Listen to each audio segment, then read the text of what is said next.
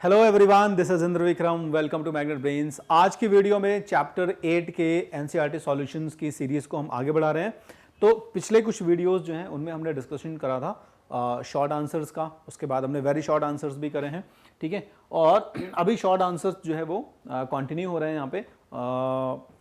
आपके NCERT solutions का जो एनसीईआरटी बेस्ड क्वेश्चन है वो भी हो चुका है, यानी आपके जो टेक्स्ट बुक में जो क्वेश्चंस दिए गए हैं वो भी हो चुके हैं हमारे। तो चलिए शॉर्ट आंसर्स को हम आगे बढ़ाते हैं अपने। पहला क्वेश्चन कह रहा है, what were the greatest achievements of the Mayans. Maya सभ्यता के जो लोग थे उनकी सबसे बड़ी उपलब्धियां जो हैं वो क्या हैं, मतलब ग्रेटेस्ट अचीवमेंट्स में से आपको बतानी है उनकी कुछ अचीवमेंट्स, ठीक है।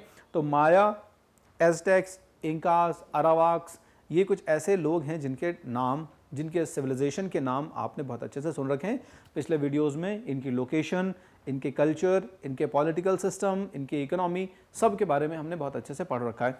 तो यहाँ पे आपको अचीवमेंट्स बतानी है। जितनी भी ट्राइब हैं हमारे अमेरिकन कॉन्टिनेंट में, ठीक है, चाहे वो एज़टेक्स हो, चाहे वो इंकाज हो, चाहे वो मायंस हो, इनमें जो मायंस हैं हमारे, ये बेसिकली थोड़ा सा यूनिक है। क्यों यूनिक है? क्योंकि इनका जो सिस्टम डेवलप था, जैसे कैलेंडर से रिलेटेड मैं कह दूं, एस्ट्रोनॉमी से रिलेटेड मैं कह दूं, मैथमेटिक्स से रिलेटेड मैं कह दूं, लैंग्वेज से रिलेटेड कह दूं, तो ये सारी चीज़ें इन्हें यूनिक बनाती हैं। तो वही डिस्कशन हम यहाँ पे भी करेंगे। सबसे पहले कैलेंडर। तो मायंस का जो कैलेंडर है ये आपने देखा था कि इजिप्टियन कैलेंडर की तरह, इजिप्टियन कैलेंडर के तर्ज पर सोलर जो मूवमेंट है उसके बेसिस पर था। सन कैलेंडर था बेसिकली ये, ठीक है ना। 365 दिन में डिवाइडेड था। पूरा जो इनका ईयर था वो 365 डेज में डिवाइडेड था, ठीक है। और बेसिकली ये जो 365 डेज थे इनको इन्होंने 18 मंथ्स में डिवाइड किया था। लगभग 20 डेज होते थे इनके एक महीने में।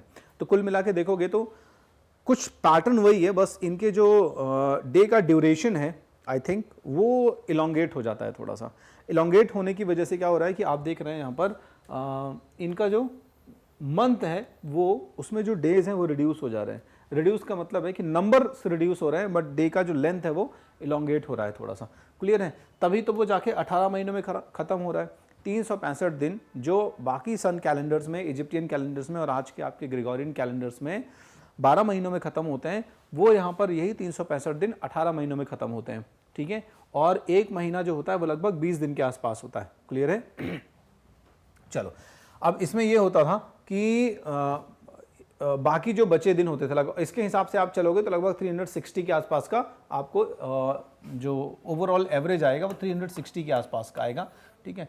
मतलब एक साल में 360 दिन का एवरेज आएगा। और जो बाकी के बचे 5 दिन, तो ये 5 दिन जो होते थे इनको मायंस जो है वो थोड़ा सा बैड ओमेन में कंसीडर करते थे, अनलकी कंसीडर करते थे, ठीक है। इनको वो ऑस्पिशियस नहीं समझते थे, ठीक है। चलो, तो एक तो कैलेंडर हो गया। कैलेंडर इनकी स्पेशलिटी हो गई, थोड़ा सा स्पेशलिटी हो गई, विशेषता हो गई। दूसरा मैथमेटिकल नॉलेज, गणित का ज्ञान। गणित का ज्ञान भी माया सभ्यता के लोगों के लिए एक वरदान है। या आप कह दो कि उस समय जो माया सभ्यता के लोग हैं वो गणित का विशेष ज्ञान रखते हैं, ठीक है। चलो, तो हमारे पास बुक्स के थ्रू एविडेंसेस मिले हैं कि माया सभ्यता के जो लोग हैं इनको मैथमेटिकल जो कुछ फिगर्स हैं, मैथमेटिकल कुछ इंटीजर्स हैं, मैथमेटिकल नंबर्स हैं, उनके बारे में पता था। क्लियर है? जैसे जीरो को उन्होंने एक स्पेशल साइन के द्वारा रिप्रेजेंट करा है। बाद में जब दूसरे सिविलाइजेशंस के साथ में इसको कंपेयर किया गया है ना, जिनके साथ मायंस के इंटर रिलेशंस थे, तो समझ में आया कि ये स्पेशल साइन जो है दैट इज एक्चुअली जीरो। वो है जीरो, ठीक है, लेकिन वो किसी और साइन के थ्रू रिप्रेजेंट किया जाता था। तो मैथ का जो नॉलेज है वो भी मायंस के पास है और वो उनकी सिविलाइजेशन को अगेन स्पेशलिटी प्रदान करता है, विशेषता प्रदान करता है, ठीक है। Hieroglyphic script. हायरोग्लिफिक स्क्रिप्ट हो सकता है आपने नहीं सुनी होगी, लेकिन देखी जरूर होगी, ठीक है। अब मैं रिलेट कर देता हूं आपको। हायरोग्लिफिक जो स्क्रिप्ट होती है बेसिकली ये इजिप्टियंस की लिपि है, ठीक है। यानी इसके पहले अगर आप इसकी ओरिजिन ट्रेस करोगे तो आपको इजिप्टियंस में यही सेम इसी टाइप की लिपि देखने को मिलेगी। ठीक है, अब ये जो है इसी हायरोग्लाइफिक स्क्रिप्ट में इन्होंने अपनी स्क्रिप्ट बनाई या अपने लिखने का एक नया तरीका ईजाद करा, ध्यान रखिएगा। अब इसमें होता क्या है, इसमें पिक्टोरियल साइंस और साउंड को कंबाइन करके लैंग्वेज को डेवलप करा जाता है। ठीक है, जो आप बोलते हैं, जो सिलेबल्स बोलते हैं, जो अक्षर बोलते हैं आप, वो प्लस आप कुछ साइंस पिक्टोरियल कुछ इमेजेस को कंबाइन करके एक अपनी लिपि बनाते हैं, एक अपनी लैंग्वेज डेवलप करते हैं। इसी को हायरोग्लिफिक स्क्रिप्ट कहते हैं। अब हायरोग्लिफिक जो स्क्रिप्ट है हमारी, इस स्क्रिप्ट में कॉमन क्या चीज़ है, जैसे मैंने कहा इजिप्टियन, वहाँ पे भी आपको देखने को मिलेगा पिक्टोरियल साइन। तो आप मिस्र की सभ्यता में जो लिपि चलती थी उसमें देखो पक्षी बने हुए होते थे, कुछ पशु बने हुए होते थे। ठीक है, तो आप सर्च करेंगे जब तो आप देखेंगे, ठीक है, जैसे मान लो यहाँ पे पक्षी बना हुआ है, ठीक है, और ये पक्षी फिर इस तरीके से बैठा हुआ है। ठीक है, तो इस तरीके की लिपि हो गई, मतलब इसका अपना कुछ एक डिपिक्शन है, इसका अपना कुछ रिप्रेजेंटेशन है, ये कुछ रिप्रेजेंट कर रहा है। अब वो क्या रिप्रेजेंट कर रहा है वो तो अब डिसाइफर करने वाले जाने और उस समय के लोग जाने। ठीक है, लेकिन इसमें क्या होता था कि हर एक पर्टिकुलर चीज़ के लिए पिक्टोरियल रिप्रेजेंटेशन होता था। पिक्टोरियल का मतलब ही होता है in form of pictures. Pictorial का मतलब होता है इन फॉर्म ऑफ पिक्चर्स, चित्रों के रूप में। तो बहुत सारी ऐसी भाषाएं हमारे आसपास, अब जैसे मैं कहूँ कि चाइनीज़, तो अब आप देखेंगे कि है ना, कुछ भी लिख दिया उन्होंने। ठीक है, अब इन लेटर्स का अपना कुछ ना कुछ इंपॉर्टेंस होगा ना, कुछ ना कुछ मीनिंग होगा। अब वो जो इस लैंग्वेज को जानता है, ऑब्वियस सी बात है, अगर आप मैंडरिन जानते हैं, अगर आप चाइनीज़ जानते हैं, तो हो सकता है चाइनीज़ ना लिखा हो जो मैंने लिखा है, बट होती तो इसी तरीके की है। ठीक है, यहाँ पे आप क्रॉस कर दें, यहाँ कुछ भी बना दें, so like this. Pictographic language में जब साउंड्स को कंबाइन करके लैंग्वेज बनाई गई तो उसी को हमने कहा हायरोग्लिफिक लैंग्वेज और हायरोग्लिफिक स्क्रिप्ट। हायरोग्लिफिक स्क्रिप्ट जो है बेसिकली पिक्चर्स के ऊपर बेस्ड है। ये इजिप्टियंस में भी हमें देखने को मिलती है। मायंस के पास अपनी खुद की हायरोग्लिफिक स्क्रिप्ट है। आर्टिस्टिक अचीवमेंट्स, मायंस का आर्किटेक्चर आपको थोड़ा सा नेक्स्ट लेवल का मिलेगा, थोड़ा सा ऊंचे दर्जे का मिलेगा। ठीक है ना, यहां पर बहुत सारे मैग्निफिकेंट पिरामिड्स आपको देखने को मिलेंगे, क्रॉसिंग्स देखने को मिलेंगी जो वुड का या वुड एंड स्टिक्स का इस्तेमाल करके बनाई गई थी, टेम्पल्स देखने को मिलेंगे, है ना, ऑब्जर्वेटरीज टाइप की देखने को मिलेंगी। ये चीज़ आपके मायन आर्किटेक्चर को यूनिक बनाती है। याद होगा जब हम माया के बारे में पढ़ रहे थे तो वो वीडियो आप डिटेल में देखोगे, वहाँ पे मैंने डिस्कशन भी किया है, मैग्निफिकेंट बिल्डिंग्स दिखाया भी है आपको किस तरीके की बनी होती थी। तो मेसोपोटामिया से रिलेट करोगे जब थोड़ी सी इसको, तो मेसोपोटामिया में याद होगा जिगुरत होते थे और ये बेसिकली टेम्पल्स होते थे वहाँ पे, और ये इकोनॉमी के भी सेंटर होते थे वहाँ पे, पॉलिटिकल सेंटर भी होते थे एक तरीके से, जो जिगुरत होते थे मेसोपोटामिया में। वैसे ही यहाँ पर भी, अब यहाँ पे टेम्पल्स पॉलिटिकल सेंटर जरूर नहीं होते थे मायंस के, लेकिन फिर भी आप ये कह सकते हो कि टेम्पल्स का बहुत इंपॉर्टेंट रोल है। क्लियर है? तो ये कुछ बिल्डिंग्स हैं जो मायंस के आर्टिस्टिक अचीवमेंट को शो करती हैं। इसके अलावा मूर्तियाँ वगैरह मिली हमें, आइडॉल्स, स्कल्पचर्स भी मिले हैं वहाँ से एक्सकेवेशंस के दौरान, जो ये बताते हैं कि मायंस का जो आर्टिस्टिक स्किल है it was of next level, अगले दर्जे का था वो। ठीक है, यूटेंसिल्स मेड ऑन व्हील, पहियों में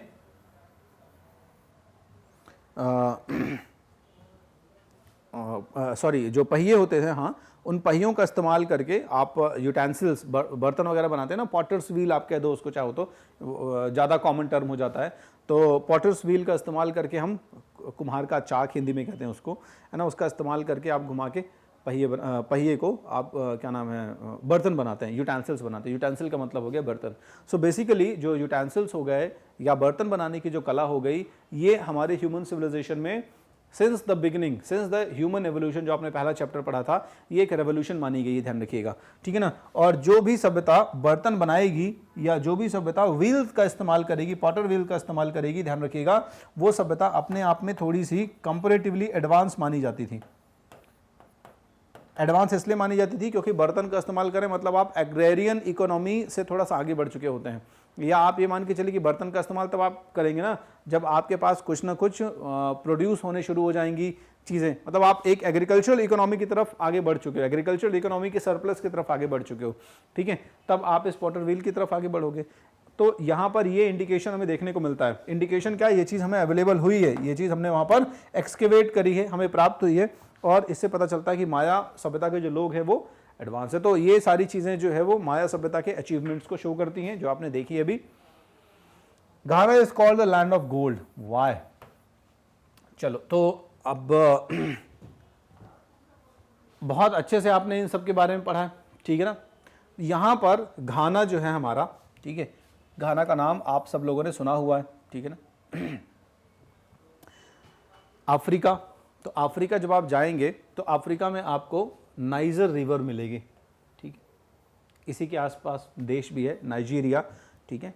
तो नाइजर रिवर जो है इसी के ऊपरी मुहाने का जो प्रवाह है, अपर कोर्स है जो नाइजर रिवर का, यहीं पर आपकी एक कंट्री है ना, नॉर्थ वेस्ट में, जिसका नाम है घाना। क्लियर है? घाना क्यों फेमस है? क्योंकि घाना में जब हमारे एक्सप्लोरेशंस हुए यूरोपियंस के तो बड़े लेवल पर हमें गोल्ड डिपॉजिट्स मिले, और इसी वजह से फिर धीरे धीरे करके यूरोपियंस का ऑक्यूपेशन यहाँ पर बढ़ना शुरू हो गया, ठीक है।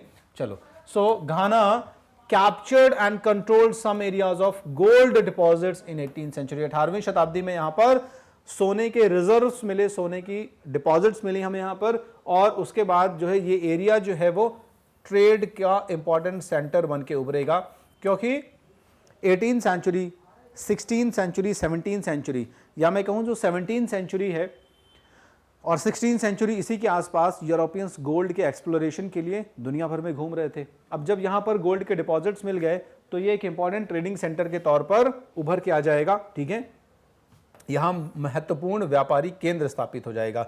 इसीलिए घाना को हम नाम देते हैं लैंड ऑफ गोल्ड, ठीक है। तो सिंपली आपको क्वेश्चन का एसेंस जो है वो एड्रेस करना है यहाँ पे। अगले क्वेश्चन पे चलते हैं। What are the common features of early American civilization? जो पुरानी अमेरिकन सिविलाइजेशन है, प्राचीन अमेरिकन सिविलाइजेशन है, उसके बारे में बात की जा रही। कीवर्ड्स पे जाएंगे। Common features of early American civilization, देखो यहाँ पे, ठीक है, मतलब आप अमेरिकन सिविलाइजेशन से इसको ना रिलेट कर लें। अमेरिकन सिविलाइजेशन का मतलब आप आधुनिक अमेरिकन सिविलाइजेशन से इसको कृपया ना रिलेट कर लें, इसलिए यहां पर मैं स्पेसिफाई कर देता हूं वर्ड अर्ली अमेरिकन सिविलाइजेशन, प्राचीन अमेरिकन सिविलाइजेशन, क्योंकि इस पूरे चैप्टर कन्फ्रंटेशन ऑफ कल्चर में हमने जो बात करी है वो हमने यही समझा है कि जो हमारे पुराने ओल्ड अमेरिकन सिविलाइजेशन के लोग हैं ये कैसे थे, ठीक है, और कैसे कैसे यूरोपियंस ने फिर इनको सब्जुगेट कर लिया था, ठीक है। तो जो मुख्य लक्षण है, मेन फीचर्स हैं हमारी अमेरिकन सिविलाइजेशन के, वो कौन से हैं? सबसे पहला है कि people were more skilled in art of stone, ठीक है। Their tools were made of stones, metals were used to make ornaments only.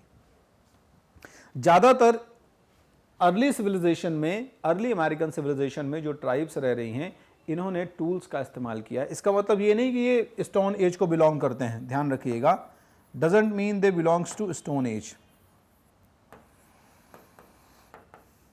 क्योंकि स्टोन एज का मतलब वो एज होती है जहां पर इंसान सिर्फ पत्थर के बारे में जानता है, पत्थर के अलावा उसका जीवन कहीं और बाहर है नहीं, पत्थर के अलावा उसको और बाकी चीजों का ज्ञान नहीं है, ठीक है। तो वो एज पाषाण काल या स्टोन एज कहलाती।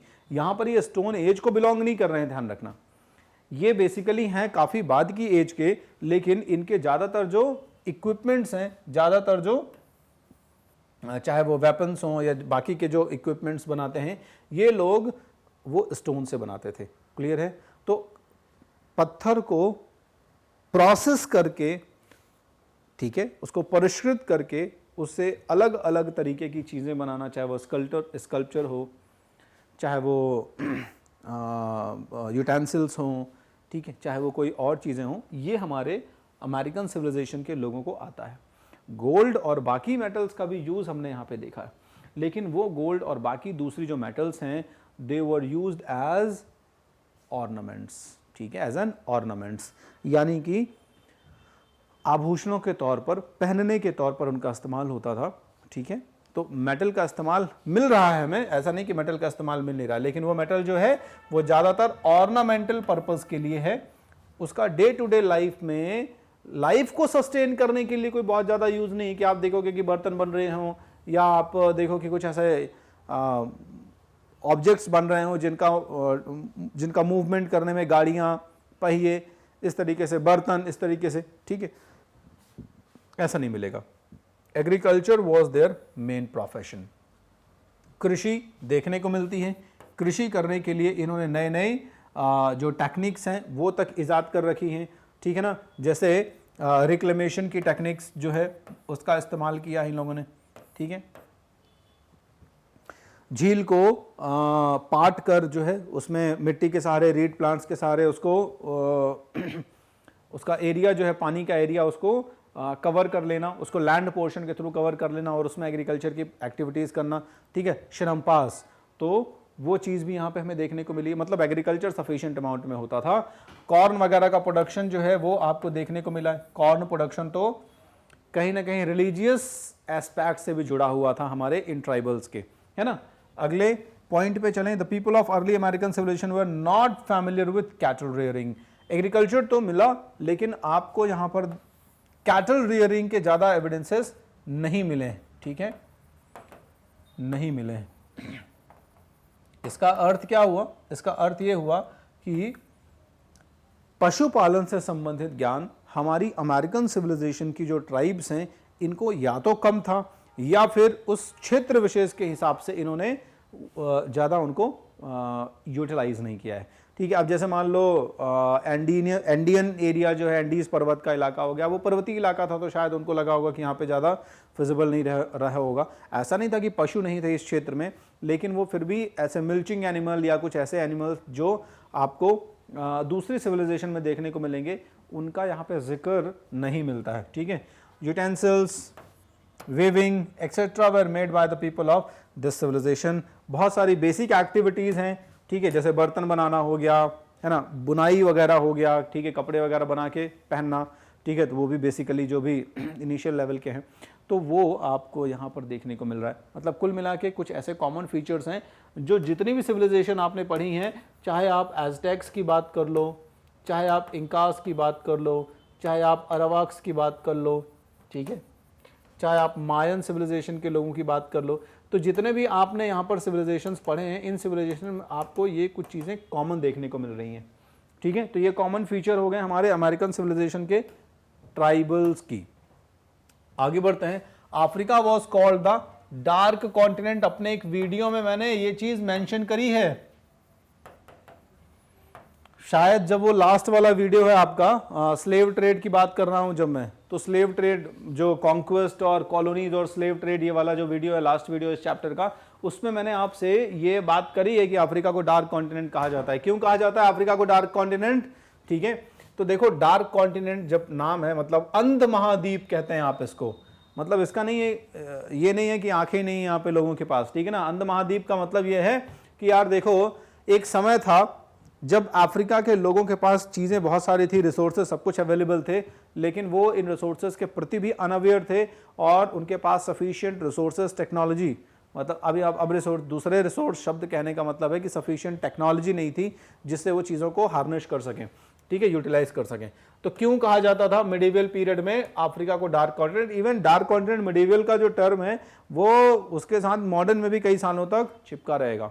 ठीक है ना, चलो, तो Africa was called the dark continent during the medieval period due to following reasons. ठीक है, हमारे पास कुछ कारण जो है वो महत्वपूर्ण कारण ये है, Africa lived primitive and under developed life. ठीक है, अफ्रीका के जो लोग थे महत्वपूर्ण रूट का हिस्सा थे। यूरोप जब आ रहा है आपके एशिया की तरफ ट्रेड करने के लिए, अफ्रीका के थ्रू ही आ रहा है। पुराने समय में भी आप देखेंगे कि अफ्रीका का स्पेशली जो नॉर्दर्न पोर्शन है वो आपके एम्पायर अक्रॉस 3 कॉन्टिनेंट्स, रोमन साम्राज्य के हिस्से में आया। फिर आपका उसके पहले भी आप जाओगे तो जब आपके इस्लामिक एम्पायर, ठीक है, खलीफाओं का जो दौर था, तो खलीफाओं के दौर में भी आपको वहां पर एडमिनिस्ट्रेटिव सिस्टम देखने को मिलेगा, है ना। अब इसके बावजूद भी आप देखोगे कि अफ्रीका के लोग क्या है, बहुत पुरातन तरीके से, बहुत प्रिमिटिव तरीके से जीवन जीते थे।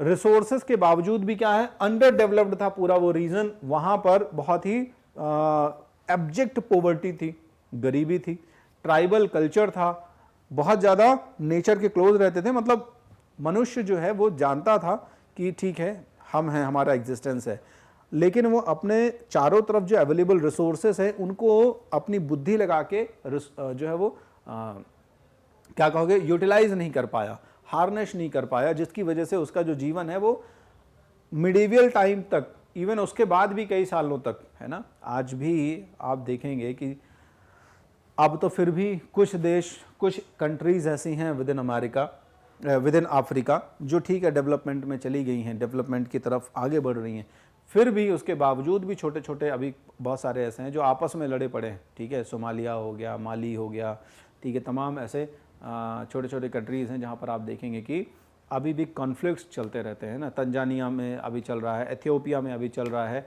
ठीक है। और यहाँ पर है क्या, ट्राइबल्स हैं, जो ट्राइबल्स आपस में भी कॉन्फ्लिक्ट में अभी भी उलझे हुए हैं, क्लियर है। तो ये लोग अंडर डेवलप्ड रह गए, दे वर इग्नोरेंट पीपल। इग्नोरेंट पीपल का मतलब होता है, देखो, जो बिल्कुल भी मतलब परे ही है ना, जिसको बिल्कुल भी ज्ञान ही नहीं किसी चीज का, नॉलेज नहीं है, उसको उसके पोटेंशियल्स, उसको उसकी कैपेसिटी बिल्कुल पता नहीं है, अज्ञानी है, इग्नोरेंट है, ठीक है ना। तो इस तरीके का व्यक्ति था आपके अफ्रीका में। यही कारण है कि इस पूरे महाद्वीप को कहा गया डार्क कॉन्टिनेंट, क्योंकि अंधेरे में रह रहे थे ना। इग्नोरेंट पीपल मतलब डार्कनेस में रहने वाले लोग। भाई अज्ञान का दूसरा नाम क्या है? जब आपको कोई चीज पता नहीं है, आप अज्ञानी है, तो इसका मतलब आप अंधेरे में हैं, because knowledge is considered as light. ज्ञान तो प्रकाश हो गया, तो अज्ञान क्या हो गया, अंधेरा हो गया ना। तो जब आपको किसी भी चीज के बारे में पता नहीं, किसी भी चीज से मतलब है यहाँ पर आपको, जो भी उस समय सोशल, पॉलिटिकल, इकोनॉमिक डेवलपमेंट चल रहे थे, जो भी टेक्नोलॉजिकल एडवांसमेंट्स चल रहे थे, इवन बुद्धि लगा के जो लोग अपने अपने क्षेत्र में, अपने अपने कॉन्टिनेंट्स, अपने अपने कंट्रीज में एडवांसमेंट की तरफ आ रहे थे, अपनी लाइफ को बेटर बनाने की कोशिश कर रहे थे, उसमें भी हमारे भाई साहब लोग ये इंटरेस्ट नहीं ले रहे थे, ठीक है। तो बेसिक एक्टिविटीज जो है खाना पीना सोना, इसी में इनका जीवन जो है वो गुजरा जा रहा था, ठीक है। चलो, the world was unaware of the resources of African continent. दूसरा, अब ये मिडिवल टाइम तक की बात है, क्योंकि इसलिए मिडिवल टाइम तक दुनिया में किसी को भी पता नहीं था कि अफ्रीका पूरा संसाधनों से भरा पड़ा है। अफ्रीका के लोगों को तो पता ही नहीं था, बाहर के लोगों को भी पता नहीं था, और जैसे ही पता चला वैसे ही अंग्रेज जाके काम शुरू कर देंगे। और आजकल चाइना वगैरह, इंडिया का भी इन्वेस्टमेंट है काफी कुछ, ठीक है। तो आप देखेंगे कि जो हमारा अमेरिका है, सॉरी अफ्रीका है, वहां पर natural resources were present in abundance, प्रचुर मात्रा में उपलब्ध थे। लेकिन उपलब्धता के बावजूद भी दुनिया को उस समय मिडिवल टाइम में, दुनिया को, world was not aware about the abundance, availability of resources in African continent, ठीक है। चलो, African land was full of surprises, ठीक है। जंगल है, पहाड़ हैं, नदियां हैं, टोपोग्राफी वहां की देख लीजिए, वहां के ट्राइबल्स देख लीजिए, इनके कल्चर को देख लीजिए, रहन सहन का तरीका देख लीजिए। जब यूरोपियंस यहां पर जाएंगे भी, ठीक है, तो शुरू में तो वो बहुत चक्के रह गए कि यार अब इनके साथ करना क्या है, किस तरीके से बिहेव किया जाए, ठीक है ना। अब यही रीजन रहेगा कि दुनिया में आप देखोगे, अफ्रीका में अपार्थाइड जो हो गया है ना, रंग भेद की नीति हो गई, और इवन आप देखोगे कि गांधी को भी कितना स्ट्रगल करना पड़ा जब अफ्रीका में थे, ठीक है। तो उसी रेसिज्म को लेके, अपार्थाइड को लेके, तो यूरोपियंस अब धीरे धीरे क्या हो रहा था, अफ्रीका की तरफ माइग्रेट होने शुरू हो गए। जैसे जैसे उनको रिसोर्सेज के बारे में पता चला, जैसे जैसे उनको ये पता चला कि अफ्रीका में अच्छे खासे रिसोर्सेज हैं, उनको हार्नेस किया जा सकता है, उनको यूटिलाइज किया जा सकता है, ठीक है ना। चलो, The varied culture and traditions were explored by tourists and visitors to the land. धीरे धीरे कैसे हुआ, ये यूरोपियंस तो कॉलोनी बना के रहने लग गए, और बाद में जब विजिटर्स या ट्रैवलर्स जो हैं, यात्री, ये लोग जब यहाँ पर जाना शुरू करेंगे, है ना, तो इनके बारे में पता चलेगा। ध्यान रखना, खासकर जब 16वीं शताब्दी में हमारे जो एक्सप्लोरर्स हैं, इन एक्सप्लोरर्स ने अफ्रीका को भी एक्सप्लोर करना शुरू कर दिया, तब पता चला, है ना। 15वीं शताब्दी में आपका बहुत कुछ एडवांसमेंट हो रहा था एक्सप्लोरेशन में। पूरा चैप्टर आपने देखा इसमें, एज ऑफ डिस्कवरीज और एज ऑफ एक्सप्लोरेशन पढ़ा है हमने। तो एज ऑफ डिस्कवरीज में 15वीं शताब्दी में कोलंबस निकला, वास्को डी गामा निकला और ये तमाम दुनिया के बाकी देशों की तरफ गए। उसी सीरीज में बहुत सारे लोग अफ्रीका के एरियाज में भी गए। जब अफ्रीका के एरिया में गए तो यूरोपियंस को जब पता चलना शुरू हुआ कि अच्छा ये अफ्रीका में तो बहुत सारे रिसोर्सेस हैं, टेक्नोलॉजी थी यूरोपियंस के पास, स्किल थी यूरोपियंस के पास, उन्होंने एक्सप्लॉइट करना शुरू कर दिया उन चीज़ों को, उन रिसोर्सेज को। तो होपफुली आपको समझ में आ गया कि अफ्रीका जो है उसे हम डार्क कॉन्टिनेंट क्यों कह रहे हैं। बाकी अभी और भी रीजन है जिनको मैं डिस्कस कर रहा हूं यहां पे। या the 3 famous navigators in the 15th and 16th century. तो अब देखो, आपने देख लिया कि बहुत सारे रीजंस थे। उन रीजंस में एक रीजन ये भी था कि धीरे धीरे जो वॉयजर्स थे, एक्सप्लोरर्स थे, इन लोगों ने धीरे धीरे इस एरिया को जब एक्सप्लोर करा, यहां से गुजरे, तो फिर अफ्रीका के बारे में पता चलना शुरू हुआ ज्यादा से ज्यादा। और जब अफ्रीका के बारे में पता चलना शुरू हुआ तो फिर वहां पे वही कॉलोनाइजेशन का पैटर्न शुरू हो गया जो बाकी कॉन्टिनेंट्स में है ना। कोलंबस, वास्को ड गामा और Magellan, these were the 3 important navigators और द एक्सप्लोरर्स। ठीक है, कोलंबस की बात करोगे तो कोलंबस जो है आपको पता है बेसिकली बिलोंग तो इटली को करता था। अब स्पेन के पास गया, पहले पुर्तगाल के पास गया कि यार मुझे जाना है समुद्री यात्राओं के दौर पे, राजा के पास जाके बोला कि मुझे सैंक्शन करिए और मुझे फंडिंग करिए मेरी यात्राओं के लिए। पुर्तगाल के राजा ने मना कर दिया और बाद में फिर ये स्पेन के पास गया। स्पेन के राजा ने इसके वॉयजर्स को एक्सेप्ट कर लिया, इसको रिसोर्सेज अवेलेबल करवा दिए। 1492 में यही व्यक्ति जो है वो क्या करेगा, अमेरिका को डिस्कवर करेगा। आपको भी पता है अमेरिका को ये इंडिया समझ के डिस्कस करेगा, लेकिन करेगा तो है ही। अब जब ये अपनी यात्राओं के दौर से निकल रहा था तो आपको भी पता है कि ये पश्चिम की तरफ गया। तो अब ये अफ्रीका की तरफ थोड़ा सा आया था, बट फिर ये बेचारा रास्ता भूल गया हमारा और चला गया इस तरफ। क्लियर है? चलो, Vasco D gamma. Vasco D gamma तो अब आपको पता ही है कि केप ऑफ गुड होप जो सदर्न पार्ट है आपके अफ्रीका का, यहां तक पहुंचेगा और केप ऑफ गुड होप से फिर ये अपना अगला सी रूट पकड़ेगा कालीकट के लिए। ठीक है, 1498 में आपको भी पता है कि इंडिया पहुंचेगा वास्को डी गामा, ठीक है, through Cape of Good Hope. Clear है? तो ये हमारा वास्को डी गामा काफी कुछ अफ्रीका के बारे में जानेगा। क्यों? क्योंकि ये केप ऑफ गुड होप से होता हुआ फिर कालीकट पहुंचेगा।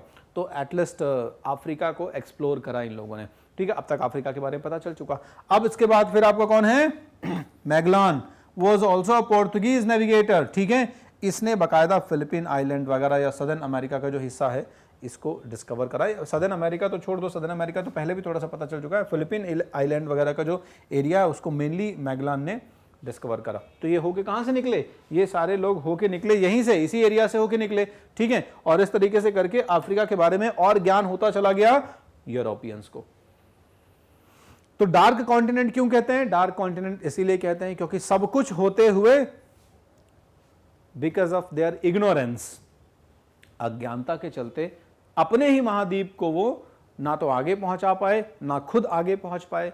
यूरोप देखो, कोई बहुत ज्यादा रिसोर्सेस नहीं थे, लेकिन उसके बावजूद भी कहां पहुंच गया, यूनाइटेड किंगडम को देख लो।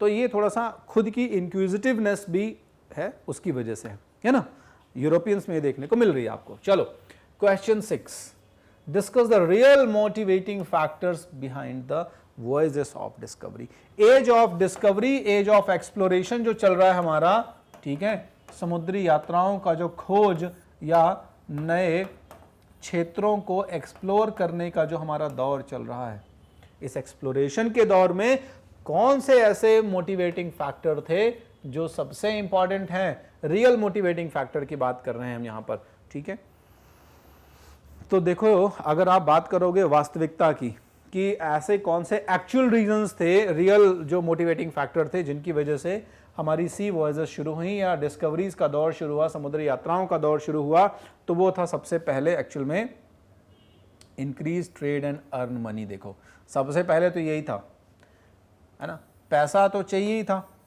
ट्रेड जो है यूरोप में बुरी तरह से प्रभावित हो चुका था, करेंसी की हालत खराब थी, गोल्ड चाहिए था, मतलब पैसा चाहिए था। This was the prime factor, prime reason, ये सबसे महत्वपूर्ण और सबसे इंपॉर्टेंट जो है वो सबसे फॉरमोस्ट, सबसे पहला कारण हो गया। अब पैसा कहां से आएगा भाई? एरियाज तो रेस्ट्रिक्टेड है ना, रेस्ट्रिक्टेड एरियाज पता है, कुछ लिमिटेड एरियाज पता है ना। लिमिटेड एरियाज पता है, यूरोप का पता है और एशिया का पता है, लेकिन एशिया को एक्सेस कैसे करें? ट्रेड रूट तो डिस्टर्ब था, लैंड रूट वाला जो रूट था ट्रेड का वो डिस्टर्ब था। डिस्टर्ब का मतलब इनके लिए थोड़ा सा कॉस्टली हो जा रहा था वहाँ से ट्रेड करना, और थोड़ा सा पॉलिटिकल वहाँ पे भी कुछ अपहीवल्स थे, उठापटक चल रही थी, ठीक।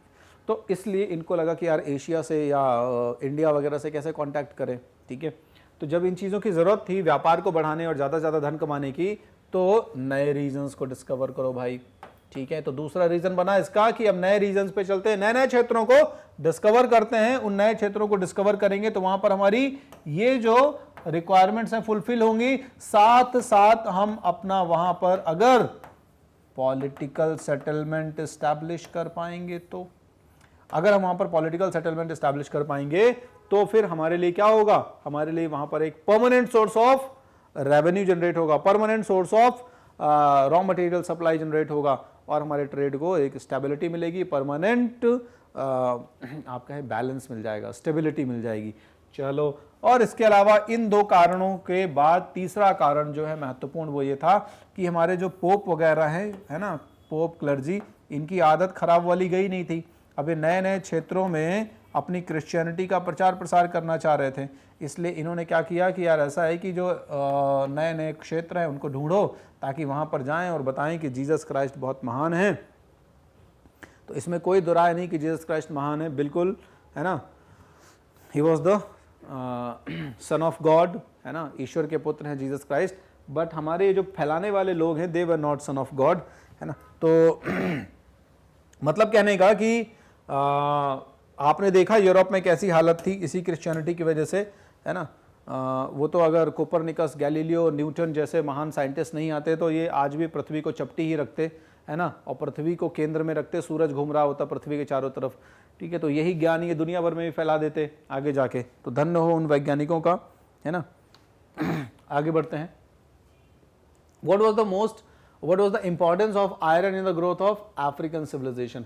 अफ्रीका की जो सिविलाइजेशन है, अफ्रीका की जो सभ्यता है, उसमें लोहा बहुत इंपॉर्टेंट रोल प्ले करता है। आपको पता है कि ये जो अफ्रीकन लोगों के ऐसे जो बाल होते हैं ना, ऐसे ये मतलब कंघी करना मुश्किल है, तो ये क्यों होते हैं?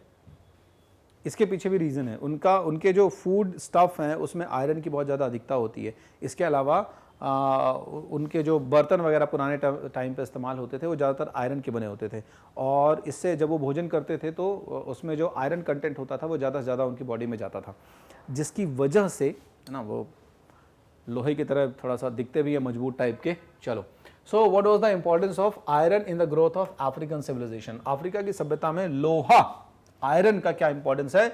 Iron help in making weapons. अब देखो क्या है, ट्राइबल लोग हैं, अलग अलग कबीलाई व्यवस्था चलती है यहाँ पे, इतने सारे कबीलाओं के बीच में कॉन्फ्लिक्ट तो होगा ही, कॉन्फ्लिक्ट तो होगा ही, और जब कॉन्फ्लिक्ट होगा तो मार काट मचाने के लिए आपको शस्त्र बनाने पड़ेंगे, ठीक है। तो इसलिए भी आयरन इस्तेमाल होता था। फिर उसी आपके वेपन से, इन्हीं प्रकार के शस्त्रों से क्या होगा, नए एरियाज का एक्सटेंशन होगा। भाई आप फॉरेस्ट को क्लियर करोगे, अपने एनिमीज को डिफीट करोगे, ठीक है। तो जब आप अपने एनिमीज को डिफीट करोगे तो आपको क्या मिलेगा? एक्सपांशन मिलेगा, विस्तार मिलेगा। तो जैसे जैसे आप विस्तार करते चले जाओगे वैसे वैसे आपको इस आयरन की और रिक्वायरमेंट पड़ती चली जाएगी, है ना। तो चूंकि यहाँ पे आयरन सफिशिएंट अमाउंट में था, इसलिए आयरन का इंपॉर्टेंस इनके एक्सपांशन या इनके विस्तार में महत्वपूर्ण भूमिका निभा रहा है, ठीक है। दूसरा है, the Africans learned about extracting and smelting of iron. Iron आपको भी पता है कि नेचुरली अकरिंग स्टेट जो होती है किसी भी मेटल की, तो ओर्स के फॉर्म में आयरन और बाकी के जो हमें मेटल्स होते हैं वो अवेलेबल होते हैं, मिलते हैं। और फिर उन ओर से उसको क्या करना होता है आपको कि डिफरेंट फिजिकल और केमिकल प्रोसेस के थ्रू, बहुत सारी भौतिक और रासायनिक प्रक्रियाओं के द्वारा आपको अयस्कों से धातु को अलग करना पड़ता है। साइंस में आपने पढ़ रखा है बहुत अच्छे से, ठीक है। तो यहां पर भी वही प्रक्रिया है। Africans learned about extracting and smelting of iron, यानी लोहे की स्मेल्टिंग, उसको गलाना की प्रक्रिया सीखी, और उसको गलाकर आयरन को एक्सट्रैक्ट कैसे करना है उसकी प्रक्रिया सीखी। इसलिए यहाँ के डेवलपमेंट में बहुत महत्वपूर्ण रोल प्ले करना शुरू कर दिया इन्होंने, ठीक है ना। अफ्रीका का जो पूर्वी क्षेत्र है हमारा, है ना, केप ऑफ हॉर्न से लेके नीचे की तरफ जब आप आएंगे तो केप ऑफ हॉर्न का मतलब ये जो ऐसा सींग की तरह का ऐसा स्ट्रक्चर है ना, गेंडे की सींग जैसे ऐसे ऊपर ऐसे ऐसे होती है, वो वाला स्ट्रक्चर, उसकी बात मैं कर रहा हूँ, केप ऑफ हॉर्न। तो ईस्ट अफ्रीका का हिस्सा जो है वो वाला क्षेत्र बेसिकली आयरन ओर्स के लिए बहुत ज़्यादा प्रसिद्ध था। वहाँ पर सबसे ज़्यादा लोहे की खानें थी, ठीक है ना, और यहीं से फिर आयरन जो है वो दुनिया के बाकी देशों में एक्सपोर्ट किया गया, ठीक है, और इस एक्सपोर्ट से उन लोगों को क्या मिला, सोना वगैरह मिलना शुरू हुआ, ठीक है, जिससे वहां पर बाकी की इंडस्ट्रीज डेवलप हुई। आयरन सबसे ज़्यादा यूजफुल था शिपिंग इंडस्ट्री में, ठीक है। ब्रिटेन में भी आप देखोगे यही आयरन इस्तेमाल होगा शिपिंग इंडस्ट्री में, और शिप्स वहाँ बननी शुरू होंगी, तो शिप जो होती थी वो आयरन की बनी होती थी, और यहाँ पर शिपिंग इंडस्ट्री का भी डेवलपमेंट होगा। इतना ज़्यादा तो नहीं होगा, ठीक है, थोड़ा बहुत ब्रिटिशर्स वगैरह है जो कंट्रीब्यूट करेंगे वो लेके जाएंगे, हाँ, लेकिन ये है कि ये आयरन इनके ट्रेड को और ज़्यादा बढ़ावा देने की कोशिश करेगा, या मैं कहूँ कि अफ्रीकन कॉन्टिनेंट में जो व्यापार है उसको और प्रॉस्पेरस करने या फ्लोरिश करने में सहायता करने वाला। तो बढ़ते हैं अगले क्वेश्चन पे हम। अगला क्वेश्चन हमारा कह रहा है right a note on Caribbean communities. अब कैरेबियन सी जो है आपका, ठीक है, इसी कैरेबियन सी के आसपास रहने वाली कुछ ट्राइब्स हैं, इन ट्राइब्स को आप कह रहे हो कैरिब ट्राइब्स, ठीक है। बेसिकली इसमें दो ग्रुप्स में ट्राइब्स को बांट दो। पहली जो कैरिब सी से ज्यादा लगे हुए एरिया में रह रही हैं, एडजेसेंट हैं कैरिब सी के, और बाकी कुछ ट्राइब्स हैं जो थोड़ा सा आपके सेंट्रल अमेरिका या नॉर्दर्न अमेरिका या सदर्न अमेरिका के एरिया के आसपास रह रही हैं, बट वो बेसिकली रहती कैरिब ट्राइब्स ही, क्योंकि कैरिबियन सी में भी बहुत सारे ग्रेटर एंटिलीज हो गया, लेसर एंटिलीज हो गया, ये छोटे छोटे कैरिबियन सी में बहुत सारे कैरिबियन आइलैंड्स हैं, मतलब सी के जो आइलैंड एरियाज है उन्हीं को हम कैरिबियन आइलैंड्स कहते हैं। तो यहां पे बेसिकली हम दो ग्रुप्स की बात करेंगे। पहला अरवाकियन, क्योंकि हमसे पूछ रहा है कैरिबियन कम्युनिटीज के बारे में, तो पहली अरवाकियन कम्युनिटी है और दूसरी लुकायस एंड कैरिब, से ध्यान रखना, ठीक है। ये अरावा के क्षेत्र है, Arawa is an area because of this area, since these tribes were inhabited in that area, that is why they were called Arawaks और अरावाकियन, ठीक है। और Lucayos and Carib because they were more close to the Caribbean Sea. तो अब इनके दोनों के थोड़ा कैरेक्टरिस्टिक्स देख लें, क्योंकि आपको नोट लिखनी है, शॉर्ट नोट लिखनी है इन दोनों कैरिबियन कम्युनिटीज के ऊपर। अरावाकियन जो है बेचारे ईश्वर से डरने वाले लोग होते हैं, ठीक है ना, ध्यान रखना। मतलब नॉर्मली सारे ट्राइब्स वैसे भी नेचर वर्शिपर होते थे, सारे ट्राइब्स जो होते थे वैसे भी प्रकृति की तरफ इंक्लाइंड होते थे, ठीक है। अब ज्यादातर ट्राइब्स में तो आप वैसे भी देखोगे ये कंसेप्ट तो पाया जाएगा। So these were god fearing people and compromising in nature, whereas Caribs क्या होते थे, क्रूअल होते थे, कॉम्प्रोमाइजिंग इन नेचर, यानी एडजस्ट करने वाले लोग हैं बेचारे। एडजस्ट करने का अर्थ ये है कि मान लीजिए परिस्थिति के हिसाब से कभी इनके ऊपर कोई दूसरी ट्राइब डोमिनेट भी हो रही है, तो चलो भाई ऐसा है कि तुम हमसे ये ले लो, या फिर हम ही ये एरिया छोड़ के चले जाते हैं, तुम इस एरिया में आ रहा हो। थोड़ा सा एडजस्ट करने वाले लोग हैं, कॉम्प्रोमाइज करने वाले लोग हैं हमारे अरावा, मतलब कुल मिला के कहते थोड़ा सा सीधे साधे टाइप के लोग हैं।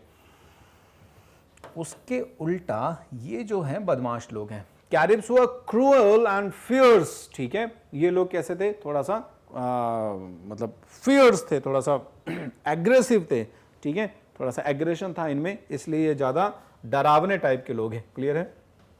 The former tribe lived in Bahamas and the Greater Antilles, ठीक है। हमारी ये जो फॉर्मर यानी पुरानी, जो मैंने कहा ना कि कुछ कैरिब्स के आसपास रहते थे और कुछ जो है आपके बाकी एरिया में जैसे ग्रेटर एंटिलीज और लेसर एंटिलीज के इलाके हो गए, वहां पे रहते थे।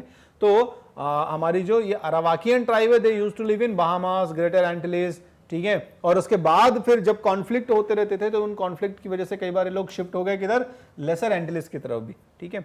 अच्छा बल्कि हमारे जो दूसरे लोग हैं, ये लोग आपके कैरिबियन सी के इलाके में, अटलांटिक ओशन से सटे हुए इलाके में ज्यादा रहना पसंद करेंगे, जो हमारे ये दूसरे लोग हैं, ठीक है। अच्छा, ये कम्युनिटी के जो लोग हैं बेसिकली हंटिंग, फिशिंग और एग्रीकल्चरल एक्टिविटीज में इन्वॉल्व होते थे। देखो कैटल रियरिंग यहाँ पे नहीं दिखेगा, और इसके पहले भी मैंने बाकी वीडियोस में बताया है, आपको दिखाया भी ये चीज की cattle rearing was not actually available in those communities. ये जितनी भी कम्युनिटीज आप पढ़ रहे हो, तो यहाँ देख लो हंटिंग हो गई, फिशिंग हो गई और एग्रीकल्चरल एक्टिविटी हो गई, जिसकी वजह से अपने आप को सस्टेन करते थे, अपना भोजन इकट्ठा करते थे, ठीक है। और एक और कॉमन चीज देखने को मिलती है कि यहां पर क्या होता था, कलेक्टिव ओनरशिप होती थी।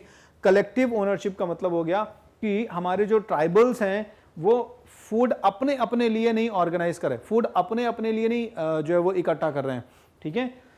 दे प्रोड्यूस्ड फूड कलेक्टिवली, मतलब जमीन की कोई ओनरशिप नहीं होती थी कि भाई इस कम्युनिटी की जमीन हो गई या इस पर्सन की जमीन हो गई, ऐसा कुछ नहीं होता था। इनके साथ ये था कि पूरे ट्राइब का वो एरिया है जिसमें सारे लोग इकट्ठा खेती करेंगे, जो भी मेल हैं, जो भी एनर्जेटिक ग्रुप है वहां पे, वो लोग इनकी बाकी लोगों की जिम्मेदारी भी उठाएगा खाने पीने की, ठीक है। चलो अगले क्वेश्चन पे चलते हैं। Describe in brief the role of foreign trade in growth of civilisation.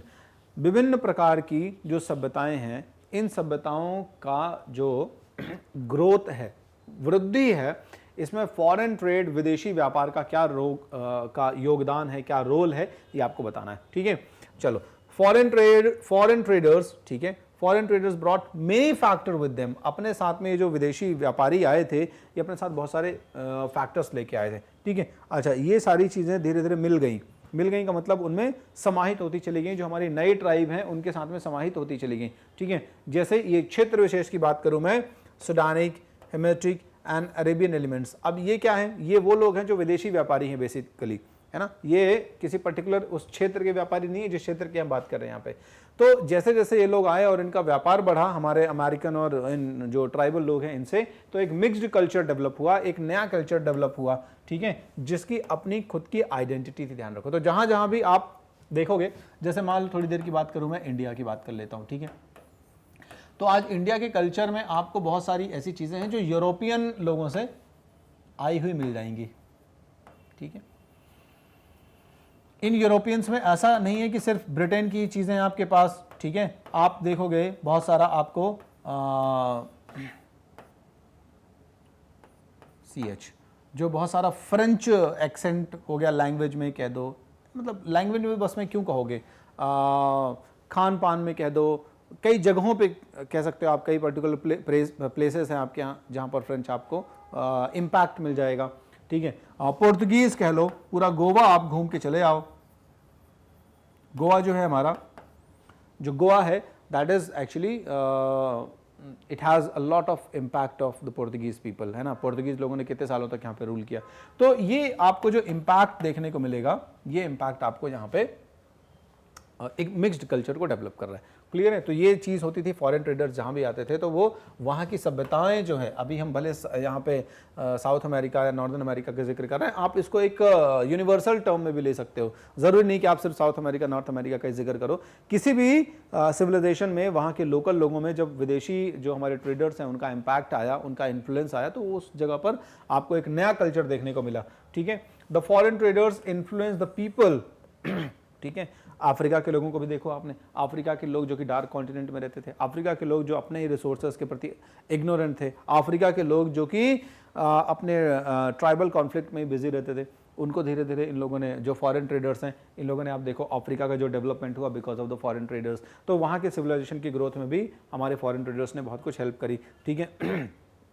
फिर आप देखोगे कि आर्किटेक्चरल कंट्रीब्यूशन भी है, ऐसा नहीं है कि सिर्फ कल्चर की बात है, कल्चर में आर्किटेक्चर भी जुड़ जाता है, एक कंपोनेंट है वैसे, बट यहाँ पे सेपरेटली भी अगर लिखा हुआ है तो हम डिस्कस कर लेते हैं। बहुत सारे मस्जिद, मंदिर, बहुत सारे और रिलीजियस प्लेसेस जो बने हुए हैं, ठीक है। ये रिलीजियस प्लेसेस जो है, ये वहाँ के डिफरेंट पैटर्न ऑफ कंस्ट्रक्शन, जैसे आप अफ्रीका में जाओगे तो भी आपको वहाँ पर मस्जिदें और तमाम बहुत सारी जो रिलीजियस प्लेसेस हैं वो देखने को मिल जाएंगे, जो डिफरेंट फॉरेन ट्रेडर्स आए होंगे उन्होंने अपने लिए बनवाया होगा। यूरोपियन चर्चेस देखने को मिल जाएंगे। साउथ अफ्रीका आप चले जाओ, साउथ अफ्रीका में तो पूरा यूरोपियन ऑक्यूपेशन हो गया, ठीक है ना।